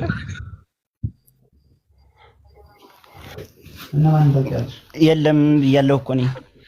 የሼህ ወዳጅ አንድ ሐዲስ አለች ለበይ እሺ የአላህ ሀገር ጀሃነም ላይ እንትን ይላታል ይላል። ቅድም እኔ ነግሬው ነበር እኮ እሱ። ቆይ ታውቀዋለህ? ያን ሐዲስ ሰሒህ ነው። ሸርሑን ምን እንደተመለከተ ምን ለማልመልክ ምን ለማስተማር እንደሆነ ግን እኔና አንተ ብቻ ነው የሚገባ። እሱም ክርስቲያን ያው ድፍን ስለሆነ አይገባውም። ድፍን ነህ እያለ ድፍን አንተ ድፍን አስተሳሰብን ድፍን ስለሆነ አይገባህም። እኔና አንተ ግን ለምን ይህንን ሐዲስ ለምን እንደመጣው በደንብ አድርጎ ይገባናል። ድብ ነው የመጨረሻ እኔን መሳደብ ነው መልስህ። ማሄር እኮ የለውም የሼሄ ወዳጅ እኮ የለውም እግር የሚባል እያለ ነው። ያንተ ግን አለው። ክርስቲያን እኮ ቅድም ነገር ነበር እኮ ሐዲሱን እኮ ቅድም ነገር ወይ አንዴ ተው፣ ሐዲሱን ተዋቸው፣ ችግር የለውም እነሱ አሁን ይወያዩ። ሐዲሱን ቅድም አልነበረም ማሄር ሚፍታ አንተ ቆይ አንዴ የሚዩት አድርግ። ችግር ካንተ ጋር እኮ ጨርሰናል። ወሃቢያዎች የመጨረሻ መልሳቸው ስድብ ነው። የመጨረሻ መልሳቸው አንተን የምትሳደበው ያለ ሆነ ያልተሳደብኩም እኔ ምን ብዬ ተሳደብኩ? የሼህ ወዳጅ አንተ ማለት ስድብ አይደለ እንዴ? እያጭበረበርክ እየዋሸ እየተሳደብክ ነው። ድፍን ብለህ ተሳደብክ። ድፍን ደግሞ እኔ በመጀመሪያ ጣዖት አምላኪዎች ነበር ካንተ አይደል እንዴ? የሼህ ወዳጅ ጣዖት ነው የሚያመልኩት፣ እግር አለው እጅ አለው። አንተ ነህ መጀመሪያ ያልከው የሚያመልኩት አንተ ነህ ያልከው። ከዛ ተስማማለህ በዚህ ስለው አንተ ብለሃል። እኛ ጣዖት አናመልክም። ጣዖት የምታመልኩ እናንተ ናችሁ። የሼህ ወዳጅ ነገር እኛ ጽድት ያለ አንድ አላህ ብቻ ነው የምናመልከው። ኦኬ ስንት ምኑን ቆጥረህ ነው አንድ ያልከው? እጁ ነው እግሩን ቆጥረህ ነው? ምኑን ቆጥረህ ነው? አንድ ነው። ምኑን እጁን አልቆጥርም። ኧረ ሚፍታ እንደሚውጣ እግሩን አልቆጥርም። አንድ አላህ ብዬ ነው ማመልከው። እጁን ቆጥረህ ነው እግሩን ቆጥረህ? እጅም አልቆጥርም እግርም አልቆጥርም። አንድ አላህ ብዬ ነው ማመልከው። ሉክ አላህ ሁለት እጅ አለው ሁለት እግር አለው ብለው ያምናሉ። እግሩን አልቆጥርም ግን አንድ አላህ ብዬ ነው ማምነው። ምን ያህል ዳይለማ ውስጥ እንዳሉ ማለት ነው። ምን ያህል ዳይለማ ውስጥ እንዳሉ። ስለዚህ እኔም ሁለት እግር አለኝ ሁለት እጅ አለኝ ግን አንድ ሰው ነው የሚባለው። አላህ እንደኔ የተለያዩ የቦዲ አካላት ውቅር ውጤት የተዋቀረ ነው ማለት ነው። ኮምፖዚት ነው። አሁን የምታወራ ያለው አንተን እንጂ እኛን አናወራም። በዚህ አናምንም። እናንተ ለማስመታት ለማምታታት ብሽታ ለመፍጠር ስትሉ ግን እንዲህ አይነት ቃላቶች ትጠቀማላችሁ። እኛ ከዚህ የጸዳ እጁንም እግሩንም ቆጥረህ አይደለም አይደል? ምንም አልቆጥርም። አንድ አላህ ብዬ ብቻ ነው የምቆጥረው። እሺ አላህ ስንት እጅ አለው? እሱን አልመልስልህም። ሱራ 38 ቁጥር 75 ክፈትልኝ ቪኪ። ሌላም አለ ያፍራል። አያችሁ ስለምታፍር ስለሚያሸማቀቅ አንዴ አልቆጥርም ብለህ ቁጥር ውስጥ ልገባ ስለሆነ ሌላም አለ ብዙ ነገር አለ። አንዴ አየህ ምን ያህል እንደምትሸማቀቅ። ምኑን ቆጥረህ ነው መጀመሪያ የጠየኩህ? ይሄን ነበር። ምኑን ቆጥረህ ነው አንድ ያልከው? እጁን ቆጥረህ ነው። ባይሸማቀቅማ ይመልስልን ነበራ የእጁን ቁጥር። ኢብሊስ እኔ ላምብብለት በደንብ ይሸማቀቃል ገና። አላህን ቆጥሯል፣ እጁ ግን አልቆጠረም። ይኸውልህ ሚፍታም እንደሆነ ታውቃለህ፣ ማሂር ያደረገው አላህን ቆጠረው አንድ ነው አለ። ምኑን ቆጥረህ ነው አልኩት። እኔ ምኑንም አልቆጥርም ግን አንድ ነው አለ። ሲጀመር እኮ አንድ ማለት ራሱ ቆይ አንዴ ሚፍታ ላስወጣ ነው ጣልቃ እንዳገባብኝ። በቃ ሲጀመር አንድ ማለት ራሱ እኮ ቁጥር ነው። አንድ ብላችሁ ከጠራችሁ ራሱ እየቆጠራችሁ ነው። ስለዚህ አላህን ቆጠርከው። ምኑን ቆጥረህ ነው አንድ ያልከው? ምኑን ቆጥረህ? አንድ አላህ ብዬ ነው የምቆጥረው። ሌላ ምኑን? እጁን ነው እግሩን ቆጥረህ ነው? ላኢላሃ ኢለላህ። አንተ ምን ብዬ ነው የምቆጥረው? አንድ ብዬ ነው የምቆጥረው። ክርስቲያን አንድ ብዬ ነው የምቆጥረው አይደል እንዴ? ቴንኪዩ። እኔ አንድ ብለህ የምቆጥረኝ እጅ አለኝ፣ እግር አለኝ፣ አፍንጫ አለኝ፣ ጆሮ አለኝ። ስለዚህ እነዚህ ሁሉ ተገጣጥመው አንድ እባላለሁ። አላህም ልክ እንደኔ እንደዚህ ተገጣጥመው አንድ ነው ማለት ነው። ለይሰ ከምስሊሂ ሸይእ የሚለው ለዚህ ነው። እንዳንተና እንደኛ አይመስልም። ከዚህ የጸዳን አንዴ ኧረ እስኪ ሌሎቻችሁ በእናታችሁ ማይክ አትክፈቱ ፕሊስ። በጣም ጥሩ እሺ። አላህ ስንት እጅ ነው ያለው? ወላሂ መብሱጠታን ይላል። እጁን የተፈታ ነው ምን የሚለው እንጂ ስንት እጅ እንዳለው አይናገርም። እስኪ ንገረኝ። ማን ነው? ስንት እጅ እንዳለው አይናገርም። ሉክ ቁርአን አላህ ስንት እጅ እንዳለው አይናገርም ማለት ስለዚህ አላልኩኝም፣ ሁለት ሊሆን ይችላል፣ አላልኩኝም፣ 1000 ሊሆን ይችላል። አልተናገረም አልከኝ እኮ አይደል? ወይስ ከፍቼ ላሳይ? ችግር የለውም። ስንት ነው ያለው? እጁ ተናግሯል። ስንት ነው? እሺ ክፈቱና ከጨምበራ ነው ያዋለን። ክፈቱና ነው ያዋለን። ስንት ነው ያለው? እጁ ስንት እጅ ነው ያለው? 2 እጅ ያለኝ 3 እጅ ያለኝ ብሎ አላወራም።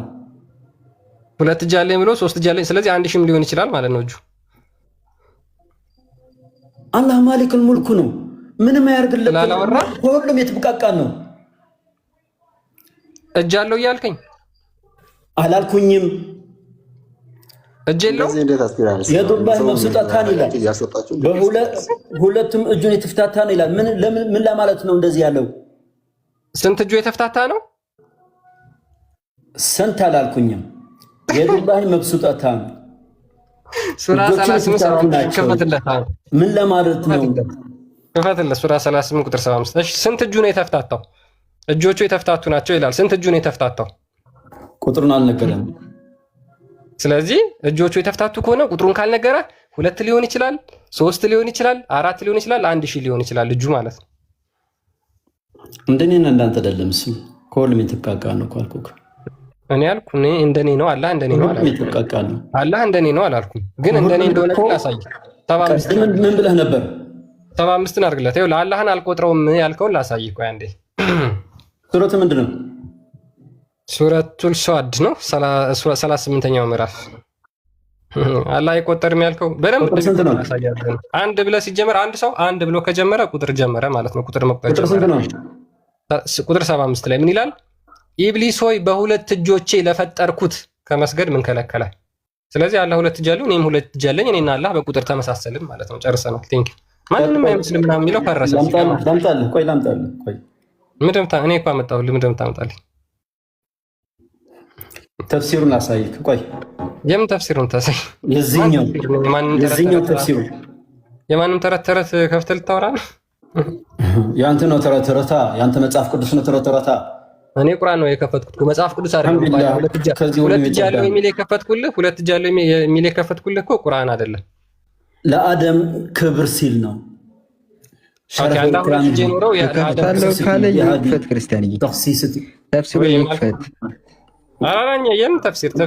ለአንተ ተረት ተረት ነው። አልሐምዱሊላህ ለእኛ ግን ክብር ነው። ስለዚህ አላህ 2 እጅ አለው አይደል ወንድማችን? አላልኩኝም። ቁርአኑ ይላል። ግን ለምንድን ነው አንተና ኡፈያ 10 ስለዚህ የምታወሩ? ቪጅታ ለመፍጠር ነው? አትወዱማ? ስላላህ ሲወራ ምናምን አትወዱ? አልሐምዱሊላህ ሁሌ ስላላህ ሲወራ ሙስሊሞች አይደለም አምላካቸውን አንድ የሚያውቁት ነገር የለም። ሙስሊሞች እንዳለ የሚያስተምሯቸው ተረት ተረት ነው። በቃ መስጊድ ውስጥ የሚያስተምሯቸው ስለ ወሲብ ፈትዋ የሚጠይቁት ስለ ወሲብ፣ ስለ ቂጥ፣ ስለ ብልት እንዳለ የሚጠይቁት ጥያቄ ፈትዋ ሰምታችኋል? መስጊድ ውስጥ ሲያወሩ ሰምታችኋል? በብልትህ ሚስትህን በደንብ አድርገህ ካረካ ሰደቃ ማድረስ ትችላለህ ብሎ የሚያወራው ስለ ወሲብ ነው። አትዋሽ፣ አታጭበርብር። ላሳይ ቪዲዮ። አታጭበርብር። እኔ አላጭበረብርም። እኔ ያለ ማስረጃ ይኸውልህ፣ ክርስቲያን ከእፎይ የተማረው ምንድነው ታውቃለህ? ከእፎይ የተማረው ክርስቲያን ያለ ማስረጃ አንድም ነገር አያወራም። ከእፎይ የተማርክ ደግሞ አንተ ስድብና ብልግና ካልሆነ እንጂ ሌላ ትማር። ቆይ ላሳያ። እኔ ብልግና ካልሆነ ሚውት አድርጉት። እኔ በማስረጃ ነው የማወራው። ሰደቃ ማድረስ እንዳለበት የሴቶች ፎቶ ይዘህ ትመጣለህ። እርግጠኛ አንዴ በቀጥታ የፈርሞጥነት አይ ሙስሊሞች፣ እኔ ያለ ማስረጃ እኔ በእናታችሁ የእፎይ ተማሪ ነኝ። ምን ሆናችሁ ነው ሙስሊሞች? ኦኬ። እና ይሄ እኔ ያለ ማስረጃ አላወራም። ለተናገርኩት ቃል ምን እንደሚያወሩ መስጊድ ውስጥ ማለት ነው። መስጊድ ውስጥ ስላላህ አይደለም፣ ስላላህ እጅ እግር ምናምን አይደለም የሚማሩት እንዴት ምን እንደሆነ አድምጡት።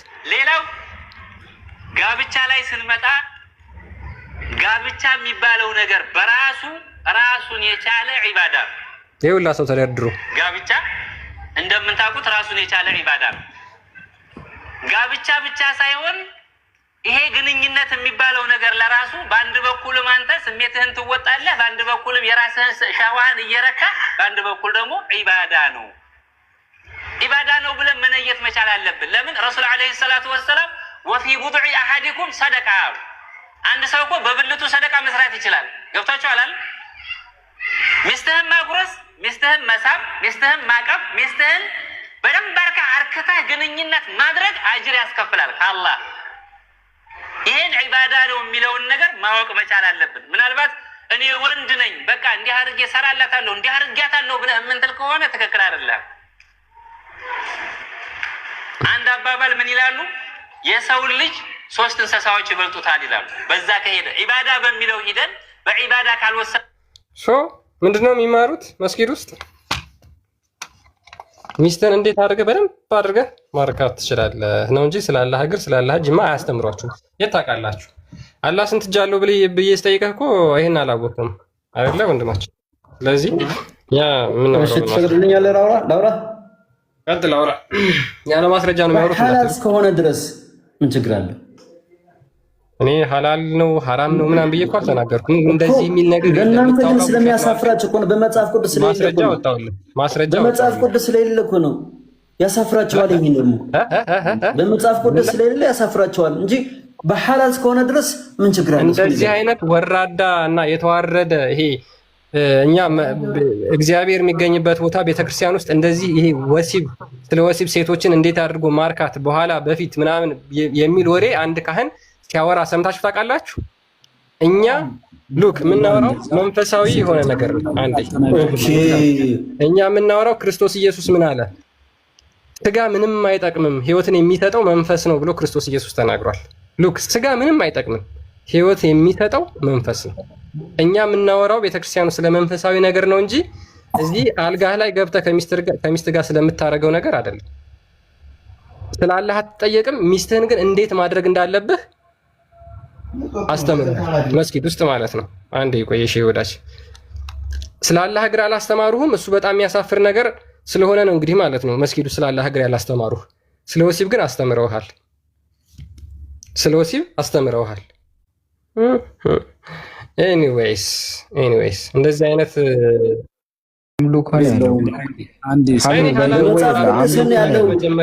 የወንዶችና የሴቶች ስጋና የሴቶች ጋብቻቸው ነው ማውራት እችላለሁ።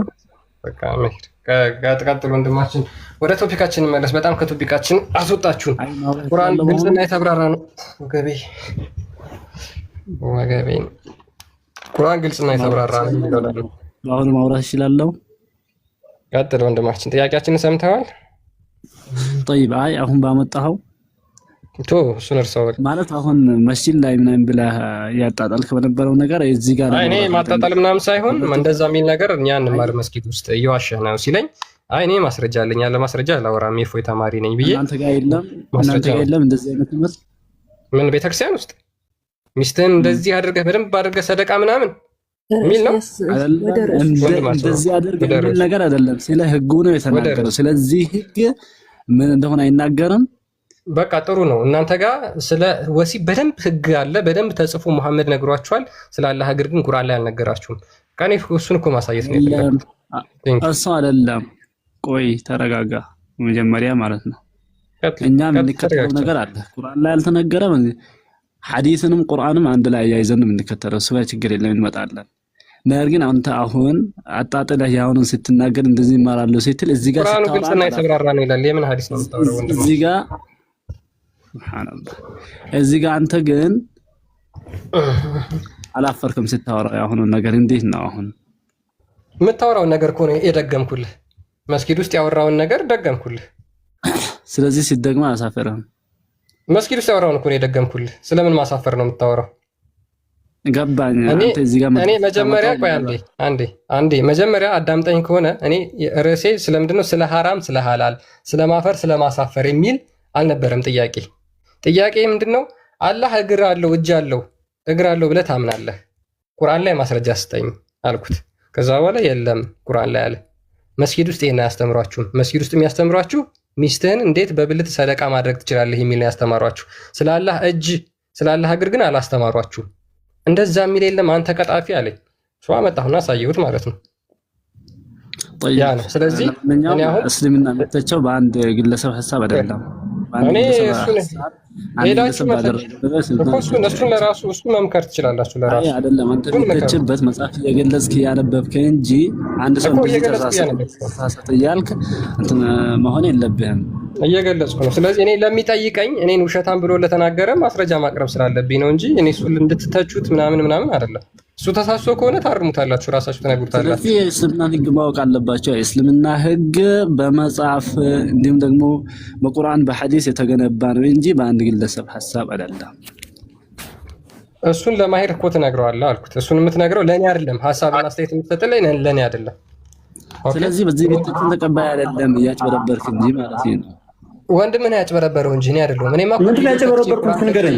አንተ ነህ የምታጭበረበረው እንጂ አልወጣሁም። ምንድን ነው ያጭበረበርኩት? ነርቭህ ተነካ ማሂራ፣ አሁን ነርቭህ ተነካ። ምክንያቱም እንደዛ ብለን እኛ አይ ማለት አሁን ለምሳሌ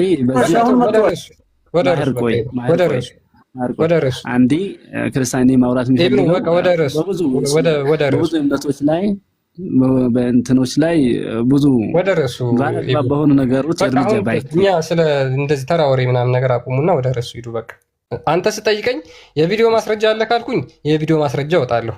የቁርአን ማስረጃ አለኝ ካልኩኝ የቁርአን ማስረጃ እወጣለሁ። ለምጠየቀው ለማውራው ነገር ማስረጃ አውጥቼ የግድ ማሳየት ስላለብኝ ያንን አውጥቼ ሰጥቻለሁ።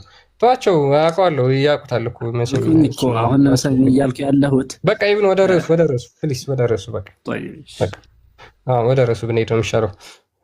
እሺ ሱራ 614ን ቪኪ ክፈትልን አንዴ፣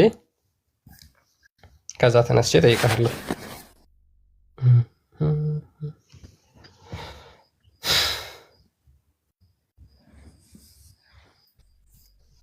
ሱራ 614 እስከዛ ኢብን ሜቢ አላህ ወደ ቅርቢቱ ሰማይ የሌሊቱ 1/3 ክፍል ሲቀር ይወርዳል ብለህ ታምናለህ?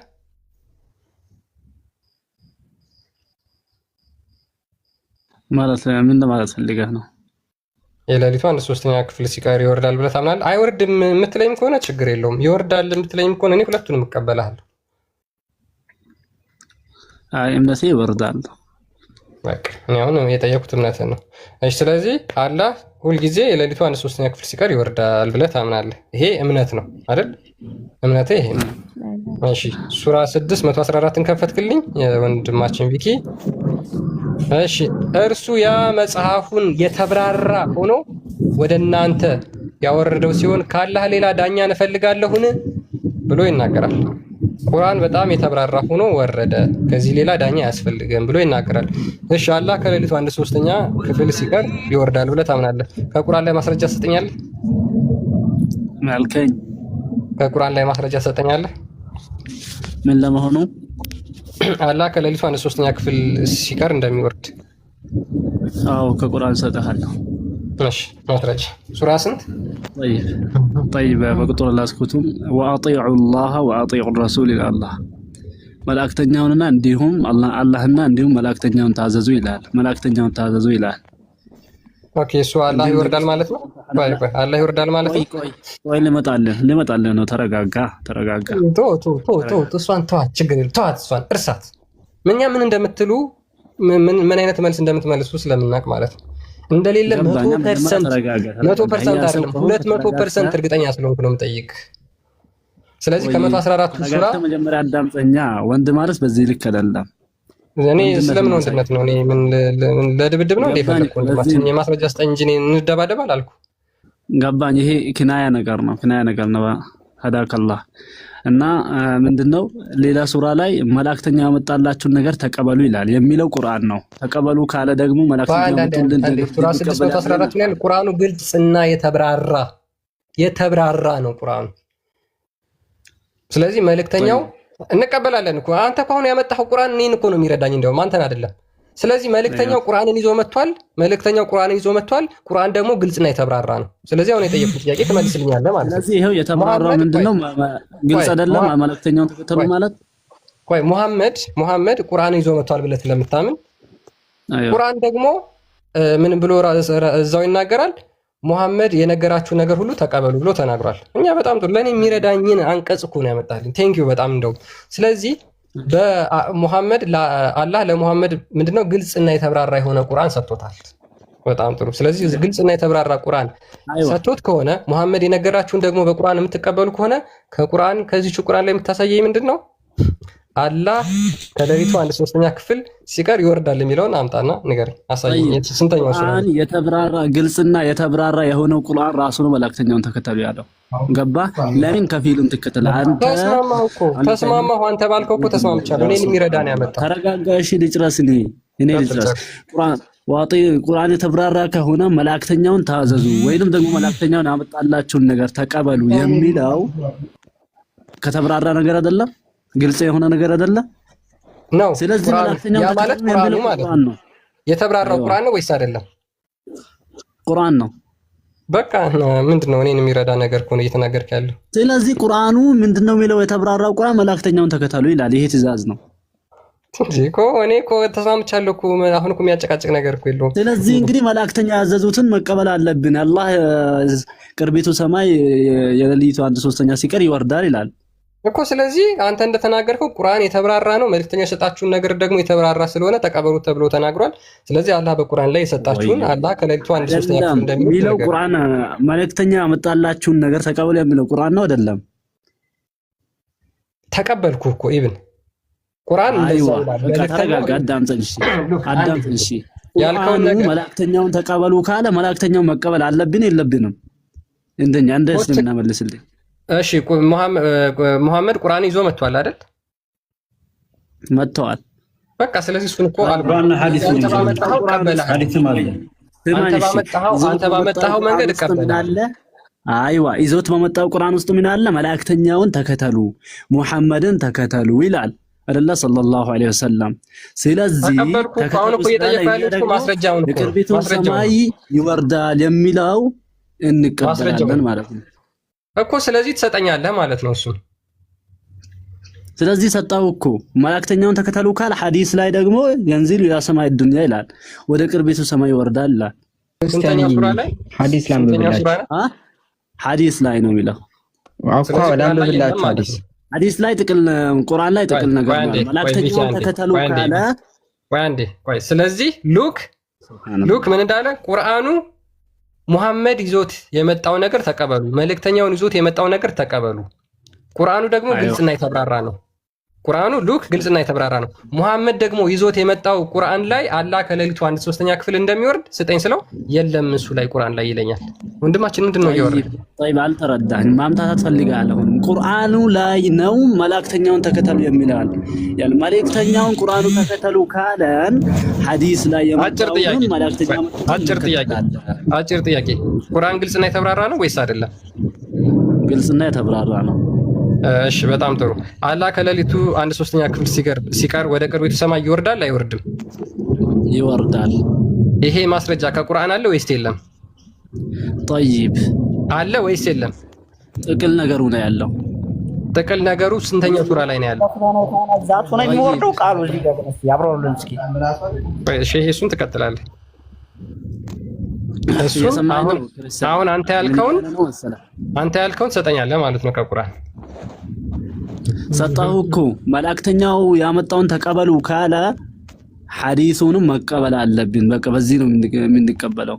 በጣም ጥሩ። ስለዚህ ቁርአን ግልጽና የተብራራ የሚለው ወይ አንዴ።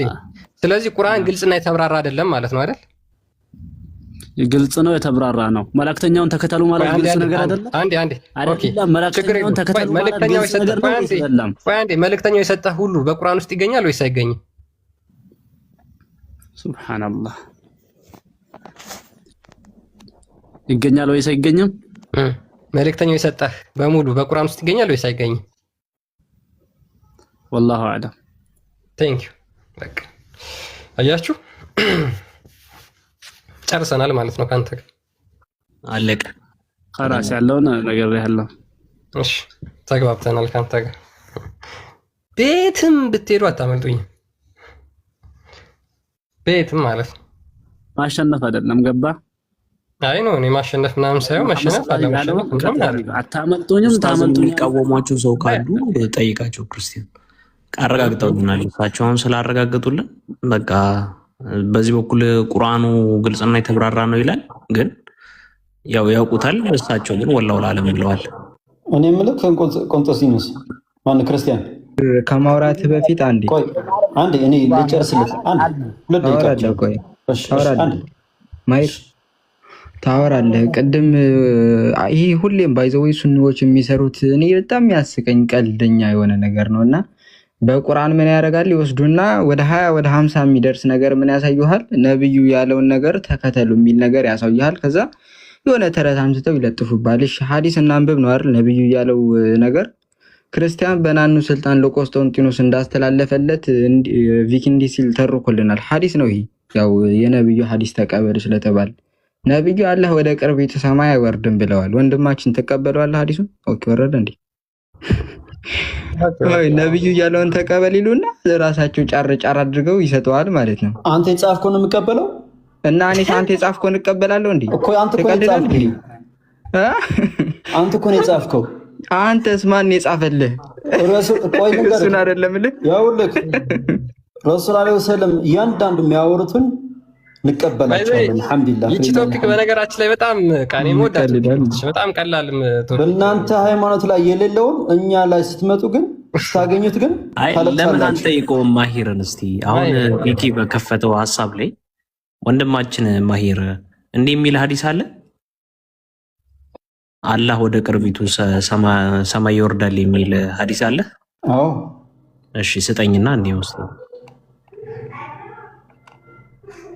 አሁን እንግዲህ ተመልከቱ ሁላችሁም ቪኪ ያሳየውን ነገር አይታችኋል። ክርስቲያን በናኑ ስልጣን እንደዘገበው እንዲህ በቆስጠንጢኖስ ተላልፎ በቪኪ መጥቷል እና ነብዩ ሰለላሁ ዐለይሂ ወሰለም እንዲህ ብለዋል፣ አላህ ወደ ቅርቢቱ ሰማይ አይወርድም ተብሎ የተጻፈ ጽሑፍ አሳየን። እንግዲህ ሰነድ ስላለው ይህ ዘገባ ሳሂ ነው ብለን እንቀበለዋለን እኛ። አዎ ሳሂ ነው። እኔ ደግሞ አልዋሽም ስናገር በትክክል ዘጋቢው ክርስቲያን በጣም በቃ ሞስት ታማኝ የሚባል ዘጋቢ ነው። ስኮላሶቹም ይኸው ሳሂ ብሎታል ኢስናዱን። ያ እስኪ ኢስናዱን አሳየን እስኪ ቪኪ ኢስናዱን ክፈት እስኪ ከፍ አድርገው ከላይ እስኪ ከፍ አድርገው ክርስቲያን ኢስናዱን ከላይ ኦኬ ሰንሰለቱ ነው ሰንሰለቱ ያ ክርስቲያን በናኑ ስልጣን ለቆስጠንጢኖስ እንዳስተላለፈው ይሄ በጣም ሳሂ ነው። በቃ እንደው ሙተዋቲር የሆነ ሐዲስ ትችላለህ እንት በቃ እንደዛ እንደማለት ነው እየነገርከን ያለው ትችላለህ። ይኸውልህ አንዴ ይኸው የፈለገ ሰንሰለት ያለው ዘገባ ይዘህ ብትመጣ የራስ ተረት እንደሆነ በዚህ ምሳሌ እሰጥሃለሁ ማለት ነው። አንተ ይዘህ የመጣው ተረት ላለመሆኑ ምን ማስረጃ ስለሌለ አሁን እንዳይወልስ ሲምፕል ማለት ምን ማን ነው መጀመሪያ እስኪ ክርስቲያን አንዴ ቆይ እሺ በቃ ተዋቸው። እኔው ምንም በቃ ሐሳቡ ስለገባን ሐሳቡ አንተና የገባ ክርስቲያን አንተ ገባህ። አሁን ህዝቡ ግን አልገባውም። ያ ምንድነው እነሱ ሐዲስ ብለው ምናምን የሚሉት የሚያመጡት ነገር አለ። ሐዲስ ብለው የሚያምኑት ሙስሊሞች ምንድነው ሙሐመድ ከሞተ ከ190 ዓመት በኋላ የመጀመሪያው ሐዲስ ተሰበሰበ ብለው ያምናሉ። ሙሐመድ ከሞተ ከ190 ዓመት በኋላ እከሌ እንደተረከው ከከሌ ተቀብሎ ከከሌ እንደሰማው ከአባቱ እንዲህ ብሎ ነብዩ እንደተናገረው ብሎ ይመጣል። ወደ 7 ወደ 8 ሰው በመሃል ላይ ያለው ዘገባ ማለት ነው። ሙሐመድ ከሞተ ከ200 ዓመት በኋላ የተጻፈ። ስለዚህ ያንን እከሌ ከከሌ ዘገበው፣ እከሌ እንደሰማው፣ ለከሌ እንደተናገረው ብላችሁ የምታመጡት እሱ ሰንሰለት ብላችሁ የምታምኑት በመሃል ላይ ያሉት አጭበርባሪዎች አለመሆናቸው ምን ማስረጃ አላችሁ? ልክ አሁን ቪኪ እንደ ምሳሌ አምጥቶ እንዳሳያችሁ ማለት ነው። እኔ እንደማላጭበረብር ምን ማስረጃ አለው? እኔ አልዋሽም ለምሳሌ ብዬ ተናገርኩ። እኔ እንደማልዋሽ ምንድን ነው ማስረጃችሁ? ስለዚህ ሐዲስ የሚባለው እንደዚህ አይነት ተረት ነው ማለት ነው። ስለዚህ እናንተ ግልጽና የተብራራ ብላችሁ የምታምኑት ቁርአን ግን በውስጡ አንድም ነገር ለምንጠይቀው ጥያቄ መልስ የለውም ማለት ነው። እንዲሩ ለምን ነው መልስ የሌለው ክርስቲያን ያለውማ? እስኪ እሺ ስለ ደጃል ንገረኝ ከቁርአን ነገ መጀመሪያ የዛኛውን እንጨርስና ወደዛ ደግሞ ትገባለህ። ከአንዱ ርዕስ ወደ አንዱ ርዕስ ከመሄድ በቃ ቁርአን ግልጽና የተብራራ ነው ብላችሁ ታምናላችሁ፣ ቁርአን እንደሚናገረው ማለት ነው። ስለዚህ አዎ ቁርአን ማለት የአላህ ሱብሃነሁ ወተዓላ ቃል ነው፣ የአላህ ሱብሃነሁ ወተዓላ ንግግር ነው። ኦኬ እሺ። ስለዚህ ደጃልን ከቁርአን አሳየኝ። መጀመሪያ የሰውየው የምንጨርስ አሪፍ አይደለም? ከአንዱ ወደ አንዱ ከመሄድና ከመዝለል የሰውየውን ተው፣ ችግር የለም። ከሱ ጋር ስለጨረስ የሰውየው ከሱ ጋር ስለጨረስ ምናምን አይደለም። ዞሮ እሱ እንደዛ ስላለህ ደግሞ ከሱ ጋር ያለኝን ሀሳብ ጨርሻለሁ። ከአንተ ጋር ደግሞ ክርስቲያን ማይራም ከሱ ጋር ያለውን ጨርሰናል። ከአንተ ጋር ቅድም ጨርሰናል። ስለዚህ አሁን አንተ ደግሞ ሁለተኛ ጥያቄ ይቀበላለሁ ብለህ የምትስማማ ከሆነ ከአንተ ጋር ጨርሳለሁ። ከሌላ ሰው ጋር የጀመርነው ሀሳብ እነሱ ባመኑበት እንትን ለማለት ሞክረዋል። ስለዚህ አንተ ደግሞ የምታምንበትን ሌላ ጥያቄ ጠይቃለሁ። ስለዚህ አላህ ደጃል ይመጣል ብለህ ታምናለህ? እሱን ከቁርአን ስጠኝ። አዎ ደጃል ይመጣል። እሺ ማስረጃ ከቁርአን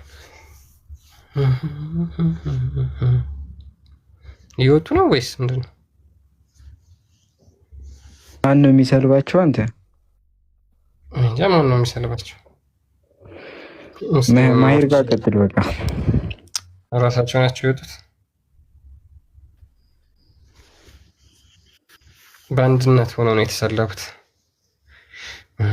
አሚር ገብቷል። ክርስቲያን አይታይም? ይታያል። አሚር መጣ። ሰላም ነው? አለን። እንኳን ደህና መጣን ብለናል ወንድማችን።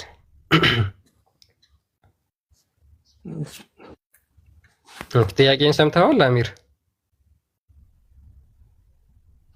ምን ነበር ጥያቄ? ኦኬ ቁርአን ግልጽና የተብራራ ነው ብለህ ታምናለህ? ኦኬ ሙሐመድ የሰጣችሁ ያስተላለፈው መልእክት ሁሉ በቁርአን ውስጥ ተቀምጧል? በቁርአንና በሐዲስ። ቁርአን ግልጽና የተብራራ ነው ብዬ አምናለሁ አልከኝ። ስለዚህ በቁርአን ውስጥ በሙሉ አልተላለፈም ማለት ነው የሙሐመድ ንግግር። ሐዲስን መቀበል ግዴታችን ነው። ቁርአን ነው ችግር፣ ቁርአኑ ግልጽና የተብራራ ስለሚል ችግር የለውም። ኦኬ እሺ፣ በቁርአንና በሐዲስ ነው የተቀመጠው? አዎ። ስለዚህ ቁርአኑ ግልጽና የተብራራ አይደለም ማለት ነው። እናመሰግናለን። እሺ ሐዲሱ ከማን ነው የመጣው? ቁርአኑ የተብራራ ነው ብሏል። ሐዲሱም እኮ ከዛው የመጣ እኮ ነው፣ ከፈጣሪ የመጣ ነው የሚናገሩት እንጂ ከራሳቸው አይደለም። ኦኬ ሐዲሱም ከፈጣሪ የመጣ ነው? ከራሳቸው የሚናገሩት አይደለም። ሐዲሱም ከፈጣሪ የመጣ ነው? በእናትህ አዎ በለኝ። አዎ ሐዲሱም ከፈጣሪ የመጣ ነው። አዎ።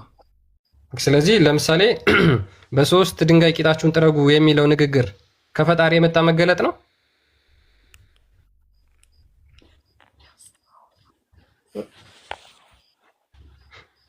አዎ። ሙስሊሞች ቂጥን በሶስት ድንጋይ መጥረግ በሶስት ድንጋይ ጥረጉ ብሎ አላህ ብሎ ያወረደው ማን ነው? አላህ ነው። ያኮ ንጽህና እኮ ነው። አንዴ አይ እሱን ተው። በሶስት ድንጋይ መጥረግ ነው ንጽህና? እሱን ተው፣ ችግር የለው። አረዳድህን አስተካከል። አንዴ የኔን አረዳድ እኮ አንተ አይደለም የምታውቀው ወንድማችን። ሉክ በሶስት ድንጋይ መጥረግ መገለጥ ነው። መሐመድ ወሂ ወርዶለት ነው። ከዛ በፊት የነበሩ ሰዎች እንዴት መጸዳዳት እንዳለባቸው አያውቁም። መገለጡ ደግሞ በጣም ንጽህና ሲያደርጉት፣ ንጹህ ሲያደርጉት ሙስሊሞች እንዴት በቃ ቆንጆ አድርገው ንጽህናቸው መጠበቅ እንዳለባቸው ቁርአን የተናገረው መሐመድ የተናገረው መገለጥ ከሆነው ማለት ነው።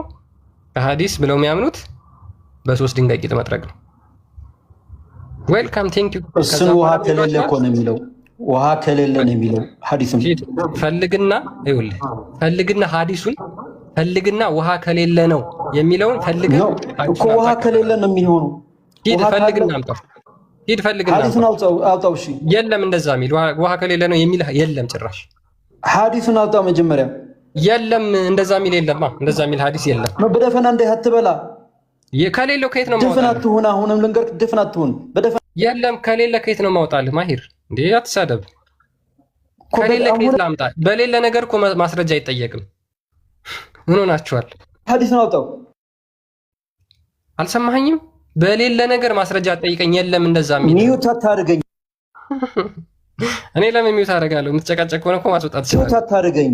ሚዩት አታድርገኝ። አለ ካለ እሱ ያምጣልን። ክርስቲያን አውጣው። አለ የሚለው በሶስት ድንጋይ የሚለውን አውጣው። እንየው። አንተ ነህ እኮ ከሌለ ያልኩት። እሱ እኮ ነው የሚያወራ ያለ። በቃ ሚዩት አድርግ ማሂር። አንተ ዝም ብለህ የምትጨዋለህ። በቃ ሚዩት አታድርገኝ። ይህ ሰውዬ እሺ ችግር የለውም። በቃ ሜቢ አሳየውና ካለ ሐዲሱ ያ ከፍቶላል። ግን ያው እንደዚህ አይነት ነገር ቶፒክ በጣም ሽፍት ያደርጋሉ በጣም። እዚህ ጋር ድንጋይ ከሌለ ውሃ ከሌለ የሚለውን አሳየንሽ። ሉክ ይሄ መገለጥ ነው ብለው ነው የሚያምኑት ሙስሊሞች። አሁን አሚር ለምጠይቅ ጥያቄ ከዛ ትዘጋጃለህ። ቆይ አንተ እሺ፣ ማሂር አንብበው።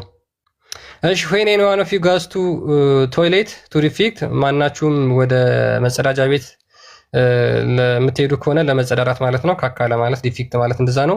let him take with 3 stones 3 ድንጋይ ያዙ and clean himself with them ከዛ በኋላ በዛም ተጸዳዱ for that will suffice him ያ በቂ ነው። ውሃ ምናምን ትላለህ እንዴ? ቶ በቃ እሺ። አሚር ቁርአን የአላህ መገለጥ ነው ብለሃል አይደል? እሺ ሐዲስም መገለጥ ነው ብለህ ታምናለህ? እሺ ቁርአን ሐዲስ ነው ማለት ነው?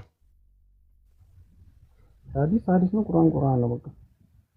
ኦኬ ቁርአንም መገለጥ ከሆነ ሐዲስም መገለጥ ከሆነ ሐዲስ ቁርአን መሆን ይችላል፣ ቁርአንም ሐዲስ መሆን ይችላል ማለት ነው።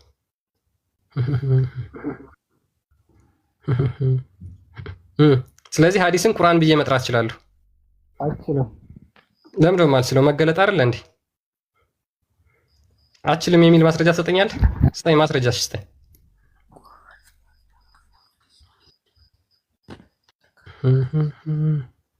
ስጠኝ ማስረጃ። ሐዲስን ቁርአን ብለህ መጥራት አችልም የሚለው መገለጥ ነው ብለህ የምታምን ከሆነ ቁርአን ብለህ መጥራት አችልም ያልከኝ ማስረጃ ስጠኝ።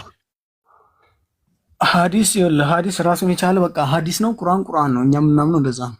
ስለዚህ በቃ ሐዲስ ቁርአን ነው ብዬ መጥራት እችላለሁ። ቡሃሪ ቁርአን ነው ለምሳሌ። አችልም። ማስረጃ ስጠኝ እንደማልችል ማለት። ሐዲስን ቁርአን ብለህ መጥራት እንደማልችል ማስረጃ ስጠኝ። የምትያዙበትን ተጠልፋችሁ የምትወድቁበትን ነገር ነው የምትጠቅሱት። በነገራችን ላይ እኔ በየትኛውም ብትሄዱ ይሄው ማስረጃ ስትኛል። ቁርአንን ሐዲስ ብዬ መጥራት እችላለሁ፣ ሐዲስን ቁርአን ብዬ መጥራት እችላለሁ። አይ መጥራት አትችልም የምትለኝ ከሆነ ማስረጃ ስጠኝ።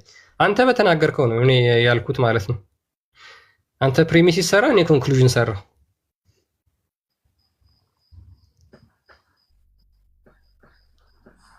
እንደዚህ የሚባል ነገር የለም። እናመሰግናለን። ስለዚህ የሌለ ነገር ተረት ተረት ነው የምታወራው ማለት ነው። አንተ አየህ የምታወራው ተረት ተረት ነው። ቁርአንም መገለጥ ነው፣ ሐዲስም መገለጥ ነው ብለህ ተናገርክ። ስለዚህ ሐዲስም ካላህ የወረደ ከሆነ ቁርአንም ካላህ የወረደ ከሆነ ሐዲስን ቁርአን ብዬ መጥራት እችላለሁ፣ ቁርአንንም ሐዲስ ብዬ መጥራት እችላለሁ። ፔሬድ አለቀ።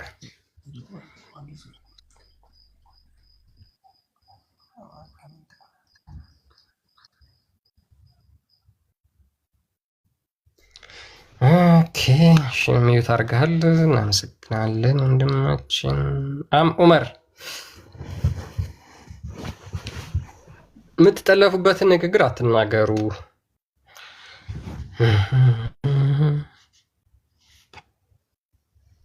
ዑመር አለ አለ። ሰላም ብለናል ወንድማችን፣ እንኳን ደህና መጣ። እንኳን ደህና ቆያችሁ። ደህና ነው? ሁሉ ሰላም ነው? አለን። ጥያቄያችንን ሰምተሃታል? አንድ ጥያቄ፣ አጭር ጥያቄ ነች። ምን አልከኝ? ጥያቄውን ሰምተኸዋል? አልሰማሁትም ጥያቄውን። ኦኬ ቁርአን ግልጽና የተብራራ ነው ብለህ ታምናለህ? ኦኬ ተውሂድ የሚል ቃል ቁርአን ውስጥ አለ? ተውሂድ የሚል ቃል? እሺ ማስረጃ። ተውሂድ የሚል ቃል ይሄ ዋህድ አሃድ ምናምን የሚል ቃል እንዳታመጣ። ተውሂድ ምን ማለት ነው? መጀመሪያ አልጠየቀ ምንም ማለት እኔ ምን አገባኝ? ስለምን መጀመሪያ ማስረጃ ሰጠኝ ነው ስለምንነቱ የምታብራራልኝ። ማስረጃ ሳሰጠኝ ዝም ብለህ የምታብራራ ከሆነ የራስህ ማስረጃ ነው የሚሆነው ማለት ነው። ስለዚህ ማስረጃ ከሰጠኝ በኋላ ግን ተውሂድ የሚለው ቃል ምን ማለት ነው ምናምን የሚለውን የምታብራራልኝ ማስረጃ ከሰጠኝ በኋላ ነው። እኔ እኮ ያለሁት አሁን ተውሂድ ማለት ስም ነው እንጂ ሌላ አይደለም ማወቅ ያለብን። ስለዚህ ተውሂድ የሚለው ቃል ቁርአን ላይ አለ ወይስ የለም እያልከኝ ነው? ተውሂድ ላይ የለም። በትክክል እንዳለ ተውሂድ የሚልበት እኔ እንጃ የለም። ቴንክ ዩ። እሺ ተውሂድ በሶስት ይከፈላል ብለህ ታምናለህ? ማስረጃ ከቁርአን ተውሂድ አልኡሉሂያ፣ ተውሂድ አልሩቡቢያ፣ ተውሂድ አስማኢ ወሲፋት ይባላል። እሺ እነዚህ ሶስቱ የተውሂድ ክፍሎች አሉ ብለህ ታምናለህ? እነዚህን ከቁርአን ስጠኝ። እሺ ማስረጃ ከቁርአን የለውም፣ በሐዲስ ግን አለ። ሉክ እሺ ሐዲስም አዘጋጅልኝ። ተውሂድ በሶስት እንደሚከፈል ከሐዲስም እኔ አዘጋጅ። ግን የዛሬው ጥያቄ ቁርአን ላይ ብቻ ስለሆነ ሐዲሱን ተው። ሐዲስ ላይም የለም ወንድማችን። ችግር ሙስሊሞች ምን ይሏቸዋል? ደጋግመው የሚጠይቁት ጥያቄ፣ ደጋግመው ክርስትናን ክሪቲሳይዝ የሚያደርጉት፣ ሁልጊዜ ክርስትናን የሚሳደቡት የሚያጠለሹት ምንድን ነው? ስላሴ የሚል ቃል በቃል ከመጽሐፍ ቅዱስ አሳየኝ። አንድ በሉ፣ ይሄን ያዙ። ቃል በቃል ከመጽሐፍ ቅዱስ ቃሏን ስላሴ የምትለዋን ሶስቷን ፊደል አሳየን ብለው ይናገራሉ። ይሄ ነገር ግን ራሳቸው ጋር እንደሚመጣ አያውቁም። እኛ ሐሳቡ አለ፣ ስላሴ እግዚአብሔር መገለጥ ነው፣ እግዚአብሔር አንድ ነው፣ አንድ አምላክ ነው፣ ነገር ግን በሶስት አካል ተገልጧል ብለን አብ ወልድ መንፈስ ቅዱስ የሚለውን ሐሳቡ ሙሉ ለሙሉ አስተምሮ ትምህርቱ አለ ሙሉ ለሙሉ። ያንን እናምናለን፣ እንቀበላለን። ሙስሊሞች ምን ብለው ደጋግመው ይጠይቃሉ? ስላሴ የሚል ቃል በቃል አሳየን ይላሉ ከመጽሐፍ ቅዱስ። ተውሂድ የሚል ቃል በቃል የለም። ተውሂድ የሚል ቃል በቃል ቁርአን ውስጥ የለም። ስላሴ ሶስት አካል አንድ አምላክ የሚል ከመጽሐፍ ቅዱስ ማስረጃ ስጡን ብለው ይጠይቃሉ። 2 ተውሂድ በሶስት ይከፈላል፣ ተውሂድ 3 ክፍሎች አሉት የሚል ቁርአን ላይ ሽታውም የለም። ዑመር እንደነገረን ማለት ነው። ሜቢ አሊ አንብቦ ሊሆን ይችላል። አሊ ይሰጠናል ማለት ነው። ቀጥል አሊ። እሺ ሰላም ብያለሁ። አሁን ጥያቄውን ሰምተዋል አይደል? አንተ የምታወራው ነገር እኮ ከስላሴ ጋር የሚገናኝ ነገር እኮ አይደለም። ይሄ ችግር የለም። በቃ እኔ እንዲገናኝም አልፈልግም ጭራሽ። እኔ አንድ የአረብ ማንበብና መጻፍ የማይችል አካል ይዞ የመጣውን ትምህርት ጭራሽ ከመጽሐፍ ቅዱስ ጋር አገናኝቼም ላወራ አልፈልግም። ልክ ነህ፣ የሚገናኝ አይደለም። ግን እናንተ በምትሉት ሊሄድላችሁ ብዬ ነው። ስለዚህ ተውሂድ በሶስት ይከፈላል፣ ለሁለትም ይከፈላል። ለሁለትም ይከፈላል። አዎ ለሁለትም ይከፈላል፣ ለሶስትም ይከፈላል የሚል ማስረጃ። ያልተረዳው ነገር አለ። ያለ ዝም ብለህ በጭፍን አትጓዝ። ማስረጃ ብቻ የዑለሞች አስተምሮ ነው ያልኩህ እኮ ነው። ኦኬ ቁርአን የዑለሞች አስተምሮ ነው ማለት ነው። ከቁርአን ልሰጠኝ ስለሆነ ማስረጃ። ዝም ብለህ አትቀባጠር፣ ተረጋጋ።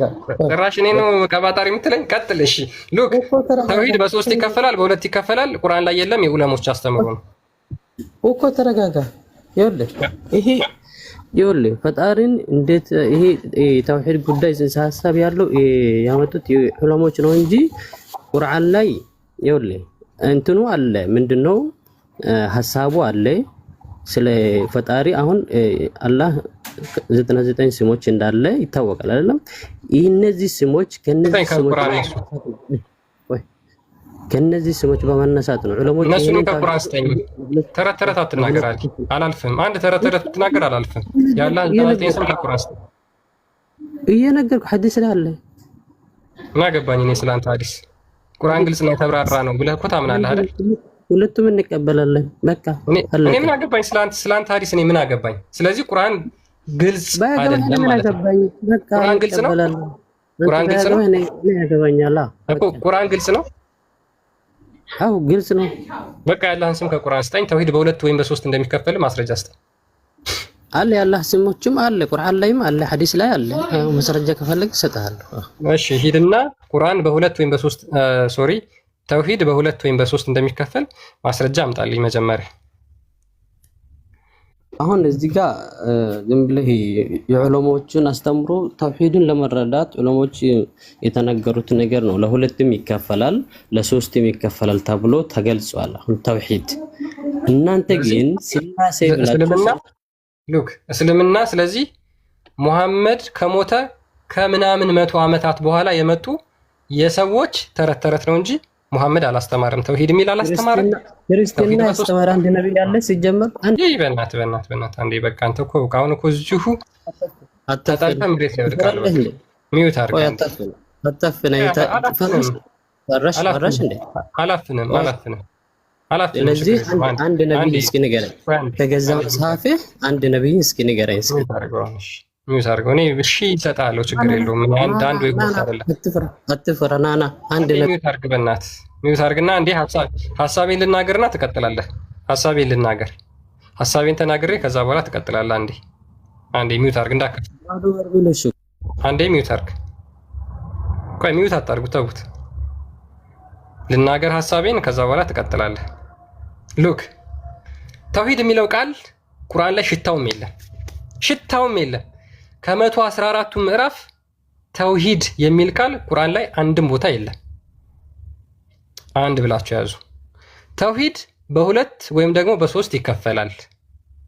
ተውሂድ በሁለትና በሶስት ይከፈላል። ተውሂድ በሁለትና አሁን አስወጣለሁ ማይክን መከፍት ከሆነ አሊ ተውሂድ በሁለትና በሶስት እንደሚከፈል ፓርቲሽኑ በቤት መጥቼ ደፍሬ መጥቼ ማለት ነው። አታስወራኝ እንዴ ሚዩት አርግ አንዴ።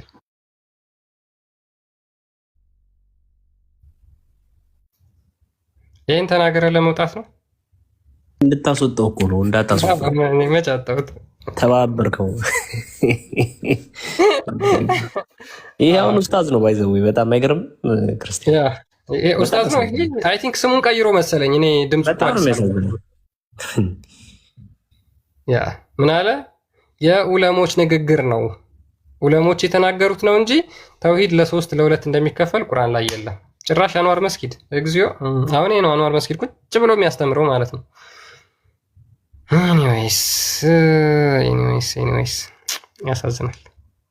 እነዚህ በጣም እስልምና ባይዘን ራሱን ለመታደግ ሲል እነዚህን ጽሁፎች በጣም ደርዘን የሚያክሉ መጽሐፍትን ይዞ እንደመጣ በግልጽ እያየን እየተመለከትን ነው ዛሬ ማለት ነው።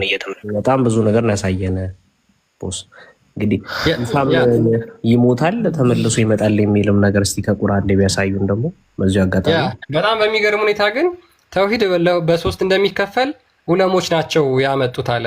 በጣም በሚገርም ሁኔታ ዑለሞች ያመጡት ከሆነ ሉክ ዑለሞች ያመጡት ከሆነ ሙሐመድ ባለበት ሰዓት ተውሂድ ምን እንደሆነ አይታወቅም። ተውሂድ በሶስት እንደሚከፈል አይታወቅም። ሉክ ሙሐመድ ከሞተ በኋላ በካሊፎቹ ጊዜ በሰሃባዎቹ ጊዜ ተውሂድ በሶስት እንደሚከፈል አያውቁም። ተውሂድ የሚለው ቃል ቁርአን ላይ እንዳለ አያውቁም። የሙሐመድ ሰሃቦች ሙሐመድ አያውቁትም ተውሂድ በሶስት በሁለት እንደሚከፈል። ማን ነው የሚያውቀው? ሙሐመድ ከሞተ ከስንት መቶ ዓመት በኋላ የተወለዱ ሰዎች ናቸው የሚያውቁት።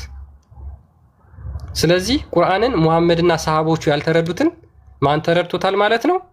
ሙሐመድ ከሞተ ከ300 እና ከ400 ከ500 ዓመት በኋላ የመጡ ተረት ጸሐፊዎች እሱ ነው አንተን ብለውታል ማለት ነው። ስለዚህ እስልምናን ሙሐመድ ጀመረው። ከዛ በኋላ የእሱ ተከታዮች የመሳሰሉት ደግሞ ዴቨሎፕ እያደረጉ እያሻሻሉ አመጡት ማለት ነው። ስለዚህ ቁርአን ግልጽ ነው የሚለው ተረት የሆነና የሚደገፈው በማን ይሆናል ማለት ነው? ከዛ በኋላ በመጡ ሰዎች ነው የሚደገፈው ማለት ነው። ቴንክ ዩ። ስለዚህ እናንተ እዛው ባመጣችሁት ስለሆነ የምትጠለፉት እናመሰግናለን። ስለዚህ አሁን ከዚህ ምንድን ነው የምትረዱት? ቁርአን ግልጽና የተብራራ የሚለው ውሃ በላው ማለት ነው። ቁርአን ግልጽና የተብራራ የሚለው ውሃ በላው ገደል ገባ። ቁርአን ግልጽና የተብራራ ሳይሆን ቁርአን ግልጽና ተረት የሆነ መጽሐፍ ነው። አንድ ዝም ብሎ ተራ እንዲህ ተራ ግለሰብ የሚጽፈው ማለት ነው። ተራ ግለሰብ ያሳዝናል። ቢኒ ምናምን ዌልካም፣ እንኳን ደህና መጣ።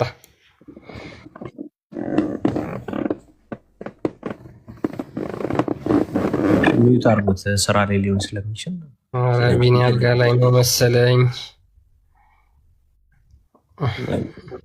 እየነጋም ይሆናል እሱ ከለዛ ነው። ማስረጃ ሳይል እያሉ ነው። ገብታችሁ እስቲ መወያየቱን ምረጡ።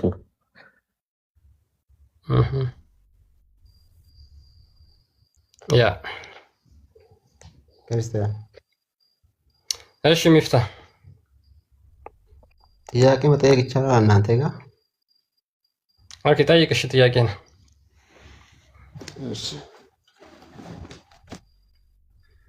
የተወሰነ ትንሽ ጥያቄ ነበረኝና ኦኬ እንደዚህ እየተባለ ነበር መጽሐፍ ቅዱስ ላይ ነው የምጠይቀው። ጠይቅ፣ ጥቅስ ጥቀስና ጠይቅ። እሺ ስህተት አለበት መጽሐፍ ቅዱስ ስህተት አለበት እያሉ ነው። ጠይቅ፣ ጥቅስ ጥቀስ። ጥቅስ እሺ መጽሐፈ መሳፍንት መጽሐፍ ቅዱስ ነው? አዎ። እሺ ምዕራፍ 14 ቁጥር 8 ላይ እሺ መጽሐፈ መሳፍንት ምን ይላል? እስቲ ክፈትልኝ እሱ ቦታ። እኔ አንድ ስልክ ላይ ያለኝ እዛ ነው። ምን ይላል? ጥቅሱን አንብበውና ቀጥል። ክፈትልኝ እስቲ። ያነበብከውን ቀጥል ሙፍቲ። አይ እኔ እንትን አድርጌ ነው ታውቃለህ። አንድ ስልክ ላይ ያለኝ እዚህ ለመክፈት እኮ አንብበው። ምን ይላል? አይ ክፈትልኝ አንተ በስልክ ላይ ስልክ ላይ። እሺ ክፈትለት። መጽሐፈ መሳፍንት ምዕራፍ ስንት ነው ያልከው? ምዕራፍ 14 ቁጥር 8 ላይ። ኦኬ ቪኪ አንብብለት እና ቀጥል። ያ ላንብብለትና አርጊመንቱን ራሱን ይመሰርታል ብዬ ተስፋ አደርጋለሁ። ሙስሊሞች ብዙውን ጊዜ ጥቅስ አንጭተው ይጥሉብሃል። አላሁ አለም። ከዛ በኋላ ከጥቂትም ቀን በኋላ ሊያገባት ተመለሰ። የአንበሳውንም ሬሳ ያይ ዘንድ ከመንገድ ፈቀቅ አለ። እነሆም በአንበሳው ሬሳ ውስጥ ንብ ሰፍሮበት ነበር፣ ማርም ነበረበት። ቀጥል አሁን አርጊመንትን መስረት። አንድ ነገር ሲሞት እንዴት ነው? አንድ ነገር ሬሳ ውስጥ የለም፣ ወደ ግራ ወደ ቀኝ። አይ ይኸውልህ ስማኛ፣ እንዴት ናቸው? የሆነ ነገር አሁን ለምሳሌ እንትን ከሆነ ከሞተ በዙሪያ ምን ነበር እንትን የሚለው ንብ ነው ወይስ ዝንብ ነገር ነው? ሰላም ክርስቲያን፣ እንዴት ናችሁ? ሰላም ብያለሁ። ወይ ቢኒ ሰላም ብለናል። ቀጥል ሚፍታ፣ ምንድን ነው ጥያቄህን ለምን አትጠይቀው? እዚህ ጋር የሆነ ነገር አሁን ሲሞት መንገድ ላይ ለምሳሌ የሆነ ሬሳ ነገር ሲገኝ ዙሪያ የሚከበው የሆነ በቃ ንብ ምናምን ነገር ነው። ንብ ሳይሆን ምንድን ነው ስሙ? ሚፍታ ንብ አይደለም ዙሪያው መክበብ የነበረበት። እሺ ሚፍታ ቪዲዮም አይቻለሁ። አንድ ኡስታዝ ነው ይሄን እንግዲህ አንስቶ መጽሐፍ ቅዱስ ስህተት አለበት ዝንብ መሆን ነበረበት ምናምን ብሎ ሲል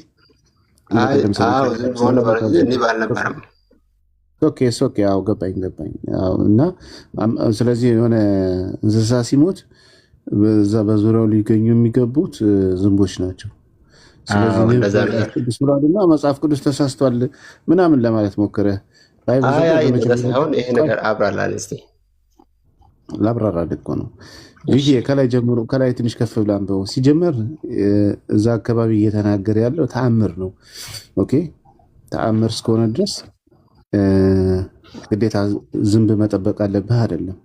ከላይ ይላል እኮ በእጅ ሳይነካው አንበሳውን ቆራርጦ ጣለው ምናምን ብሎ ይናገራል። ከፍ ብለህ ስታነበው ስለ ሰውም እየተናገረ ያለው የሰውምን ታሪክ ነው። ስለዚህ ስለ ተአምር ነው እየተናገረ ያለው ማለት ነው። በአንበሳ ሬሳ ውስጥ እንዴት ሲጀመር ንብስ እንዴት ሊኖር ማርስ እንዴት ሊጥል ይችላል? አየህ በሞተ ነገር ላይ በሬሳ ውስጥ ምናምን ሊጣል አይችልም። ግን የእግዚአብሔር ተአምር ሲሆን ግን እግዚአብሔር ተአምሮ ሊያሳይ ሲፈልግ ግን እንደዚህ ነገሮች ሊከናወኑ ይችላሉ። ኦኬ ገብቷል? ከተአምር አንጻር ነገር ሊከናወን ይችላል እና በአንበሳ ሬሳ ውስጥ ንቡ ማሩን ሰርቶ ነበር ማለት ነው። በዙሪያውም ደግሞ ንቦች ነበሩ። ይሄን እንደምንድን ነው የምናየው መሰለህ? አሁን ልክ አሁን እናንተ እንደምታስቡት ሰው ሲሞት ወይም ደግሞ የሆነ ነገር ሲሞት ዝንብ ምናምን መውረር አለበት ከሚለው አንጻር አይደለም፣ ከተአምር አንጻር ነው። ቪኪያን በብለት ከላይ ምን ይላል መሰል?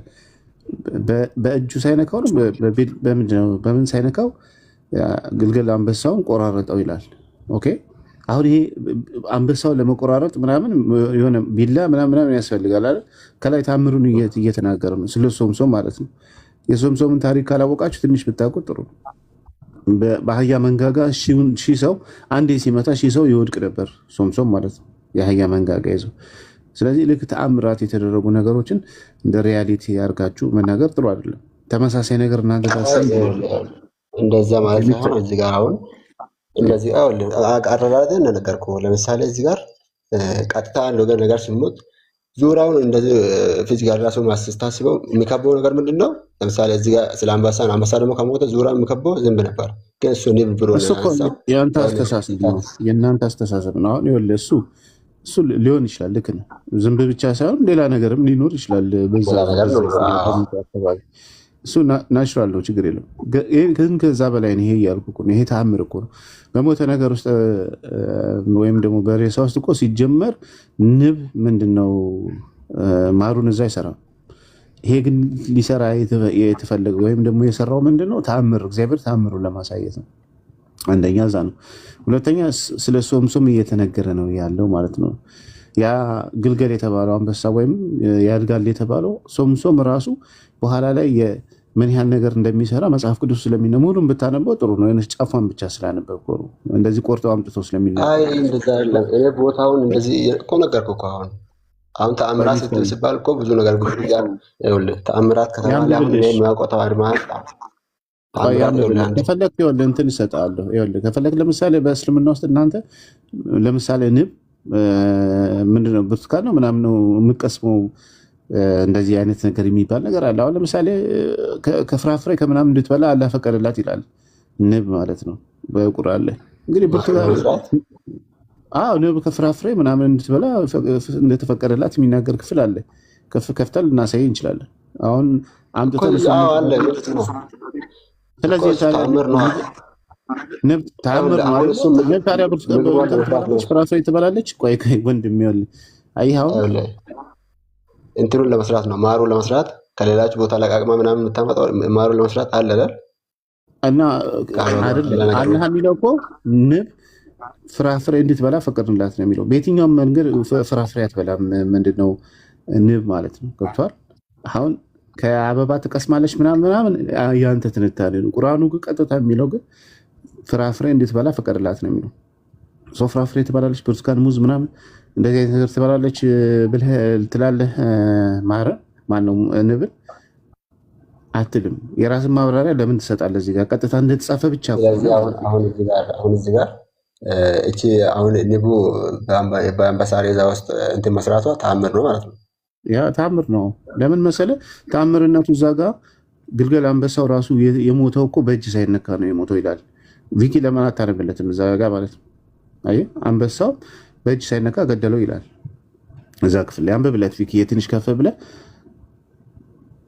ስለዚህ ተአምር ነው እዛ ጋር እየተደረገ ያለው።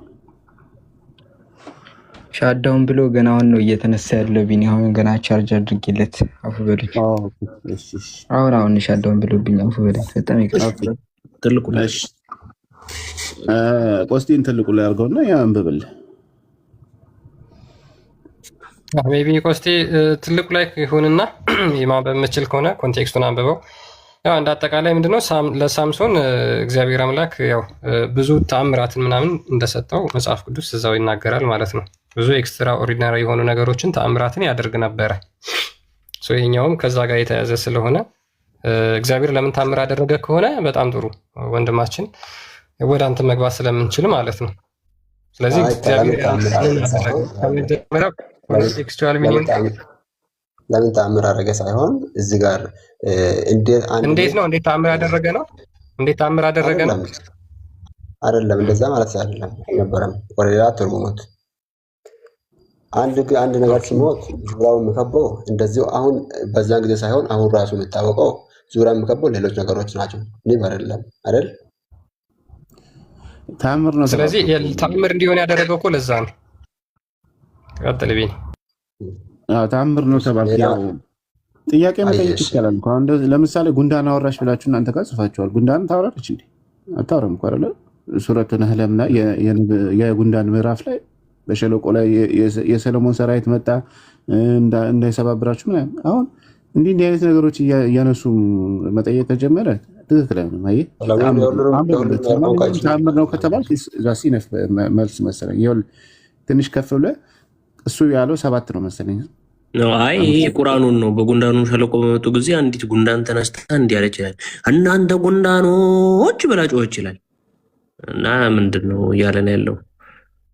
ስለዚህ ትነግረናለህ ጉንዳን እንዴት እንደዛ ብላ እንትን እንደምትል ከዛ እንዴት እንደሰሙት ከዛ መሐመድም ደግሞ አንድ ነገር አሳያለሁ ከዛ በኋላ እሺ እንደዚህ ይላል። ከቁጥር 1 ጀምሬ ሳነበው ሶምሶንም ወደ ተምና ወረደ።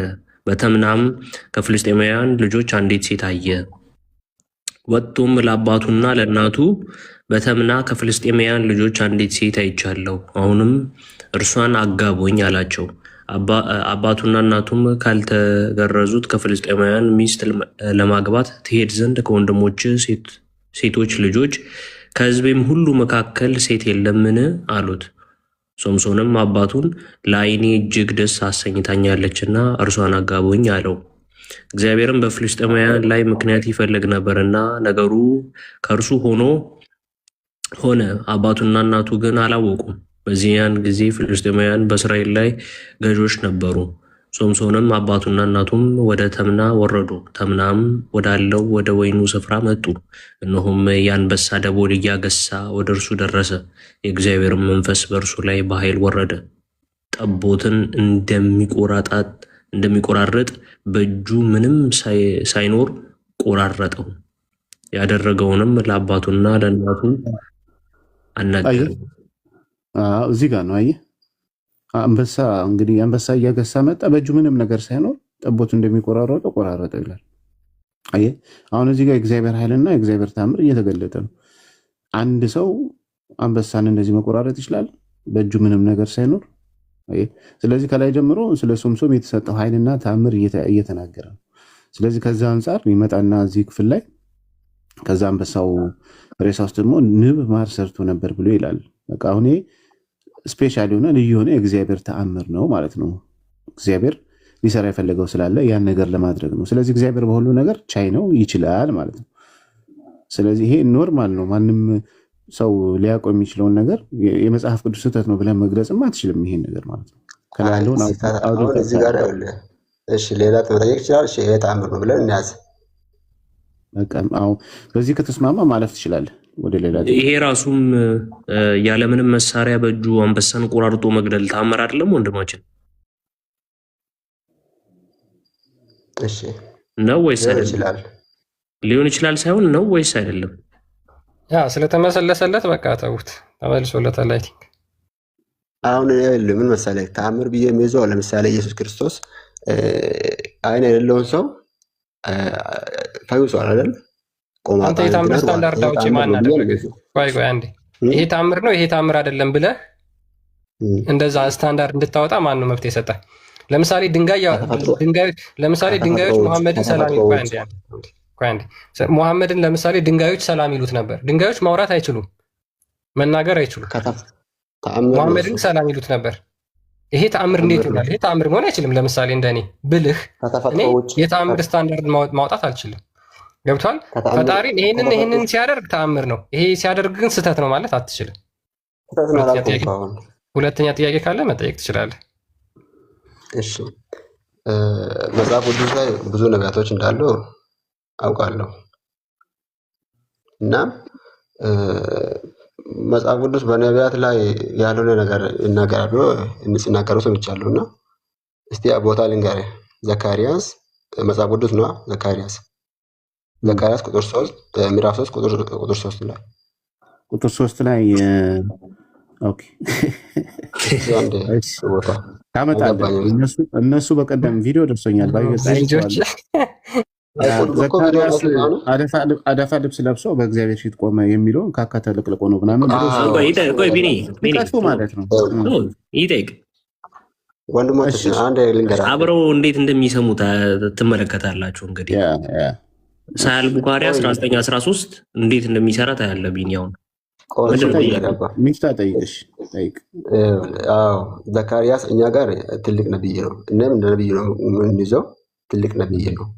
እናም መቼም መጽሐፍ ቅዱስ ሁሉም ስህተት ነው ብዬ አላምንም። አታውቁም አንተ እኮ ዘካርያስ አሁን ትንቢቱን የተናገረው ሌላ ነው። ዮሐንስ አባት ዘካርያስ ቆይ ስማ ወንድሜ፣ ዘካርያስ ቆይ አንዴ ትንቢተ ዘካርያስ እና አሁን ዘካርያስ የመጥምቁ ዮሐንስ አባት ዘካርያስ ወይ ደግሞ ትንቢትን የተናገሩ ሁለቱ የተለያዩ ናቸው። እሺ አሁን እንደምታውቀው አታውቀውም። አሁን ትንቢት የተናገሩ እኛ ጋር የሆነ ነቢይ አለ ዘከርያ የሚባል እናንተ ጋር የለም። እሱ ዘከርያ ሌላ ነው። እሱ መሐመድ የነገረ ተረት ነው። እሱ ዘካርያ ይሄ ዘካርያስ አይደለም። ቃላታቸው ምረጡ። እነሱ ጋር ያለው ዘከርያ አባ ሌላ ነገር ነው። ቢኒ ቃላታችን እንመርጣለን። ሚፍታይ ግን ይኸውልህ ሚፍታይ አንድ ነገር ልንገርህ። ትንቢተ ዘካርያስ ነብይ ነው።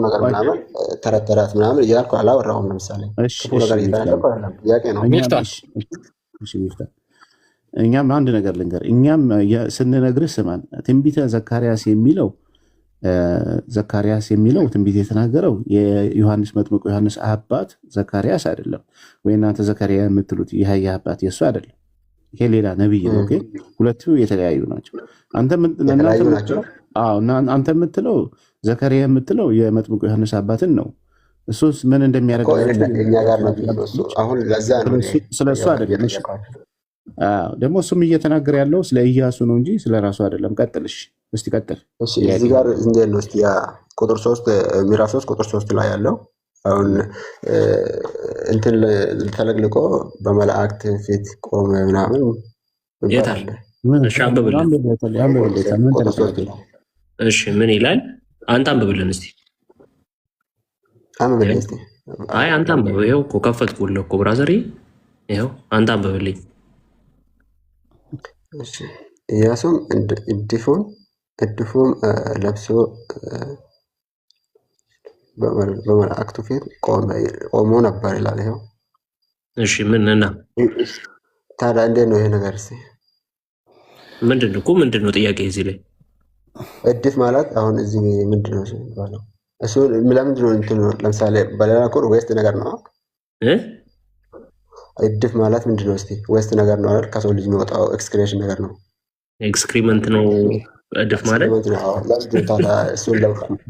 ማስረጃ ትልቁ ላይ አድርጎ ይክፈትልን። ኤክስክሪመንት ምን ማለት እንደሆነ ስለማሳየህ ማለት ነው። ኤክስክሪመንት ምንድን ነው የሚለውን አሳያለሁ። አሁን እድፍ ማለት ኤክስክሪመንት ነው የሚል ማስረጃ ስጠኝ። ከሰው ልጅ የሚወጣ ዌስት ነገር ነው ኤክስክሪመንት ማለት። ማስረጃ ስጠኝ። ከሰው ልጅ የሚወጣ ኤክስክሪመንት ማስረጃ እንደዛ እድፍ የሚባል እንደዚህ እንደሆነ ማስረጃ ስጠኝ። ቃሉን መፍታት ትችላለህ እኮ። ቃሉን ስትፈታው እንደዛ የሚል ምንም የሚሰጥ ነገር የለው።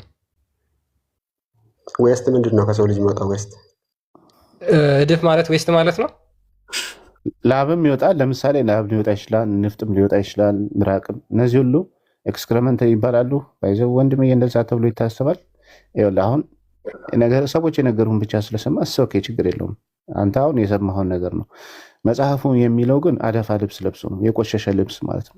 ሊትራሊ ዘካርያስ እየተናገረ ያለው ስለማን ነው? ስለ ኢያሱ ነው። ኢያሱ ደግሞ የሙሴ ባሪያ የነበረ ነው። ኦኬ ዘካርያስ ደግሞ በሱ ጊዜ የነበረ ትንቢት ነው። አየህ ትንቢት ሲፈታ ማንም ሰው እንደ ልቡ ተነስቶ ትንቢትን ሊፈታ አይችልም። አሁን የሚያደርጉት እዛ ምንድነው? የማያውቁትን ነገር ነው እየተናገሩ ያሉት። የማያውቁትን ምንም ያልገባቸውን ነገር መጽሐፍን የመተችት። አሁን ለምሳሌ ተፍሲሩን አላመጡም፣ ተፍሲሩን አልሰጡም። ስማኝ የለም ቆይ አንዴ ስማኝ። በመጀመሪያ ደረጃ አንዴ ልናገርና ትናገራለህ። በመጀመሪያ ደረጃ የመጽሐፉ ሀሳብ ራሱ አልገባቸውም። ማነው ዘካርያስ የተናገረው? ኢያሱ በመልአኩ ፊት ቆመ ይላል። ሰዎች በመልአክ ፊት መቆም ማለት ጸሎት መጸለይ ማለት ነው። ይህን አስተምሮ ትቀበላላችሁ እናንተ? ይህን ገብቷቸዋል? በመላእክት ፊት መቆም ማለት ገብቷል? አንተ ለምሳሌ ኢያሱ በመላእክቱ ፊት ቆመ ብሎ የተናገረው ምን ማለት ነው? ገብቷል? በመጀመሪያ ደረጃ ለጸሎት መቆም ማለት ለጸሎት ማለት ነው። ኦኬ ምልጃ እየጠየቀ ነው መላእክቱ ወደ እግዚአብሔር እንዲያማልተው ወይም ደግሞ ጸሎት እያቀረበ ነው። ማን? ኢያሱ ማለት ነው። በመጀመሪያ ይህን አትቀበሉም። ይሄ መጽሐፍ ቅዱስ አስተምሮ ስለሆነ ነው ማለት ነው። ገብቷል? ሲቀጥል ዘካርያስ በትንቢቱ ያየው አዳፋ ልብስ ተብሎ የተነገረው የእስራኤላውያንን ኃጢአት ነው። ገብቷል? እንጂ ልብሱ ሊትራሊ ቆሸሻል ማለት አይደለም። ትንቢት ስለሆነ ማለት ነው። የቆሸሸ ልብስ ለብሶ በመልአኩ ፊት ቆመ ማለት አይደለም። ለሕዝብ ኃጢአት ሲል ለእስራኤላውያን ኃጢአት ሲል በእግዚአብሔር ፊት መቆሙ ነው። መልአክ የሚለው ያው በብሉይ ኪዳን ላይ የእግዚአብሔር መልአክ የሚለው ክርስቶስን ስለሚወክል ማለት ነው። ስለ ሰው ልጆች ኃጢአት በእግዚአብሔር ፊት መቆሙን የሚያሳይ ነው። ፍቺው እንደዛ ነው የሚፈታው። እሺ አዳፋ ልብስ ማለት ኃጢአትን ነው የሚያሳየው እንጂ ኤክስክረመንት ምናምን ብለህ አይደለም የምትፈታው። መጀመሪያ ትንቢት እንዴት እንደሚፈት መማር መቻል አለባቸው። አዳፋ የሚለው ቃል ይኸው ፌልዲ ጋርመንትስ ነው የሚለው።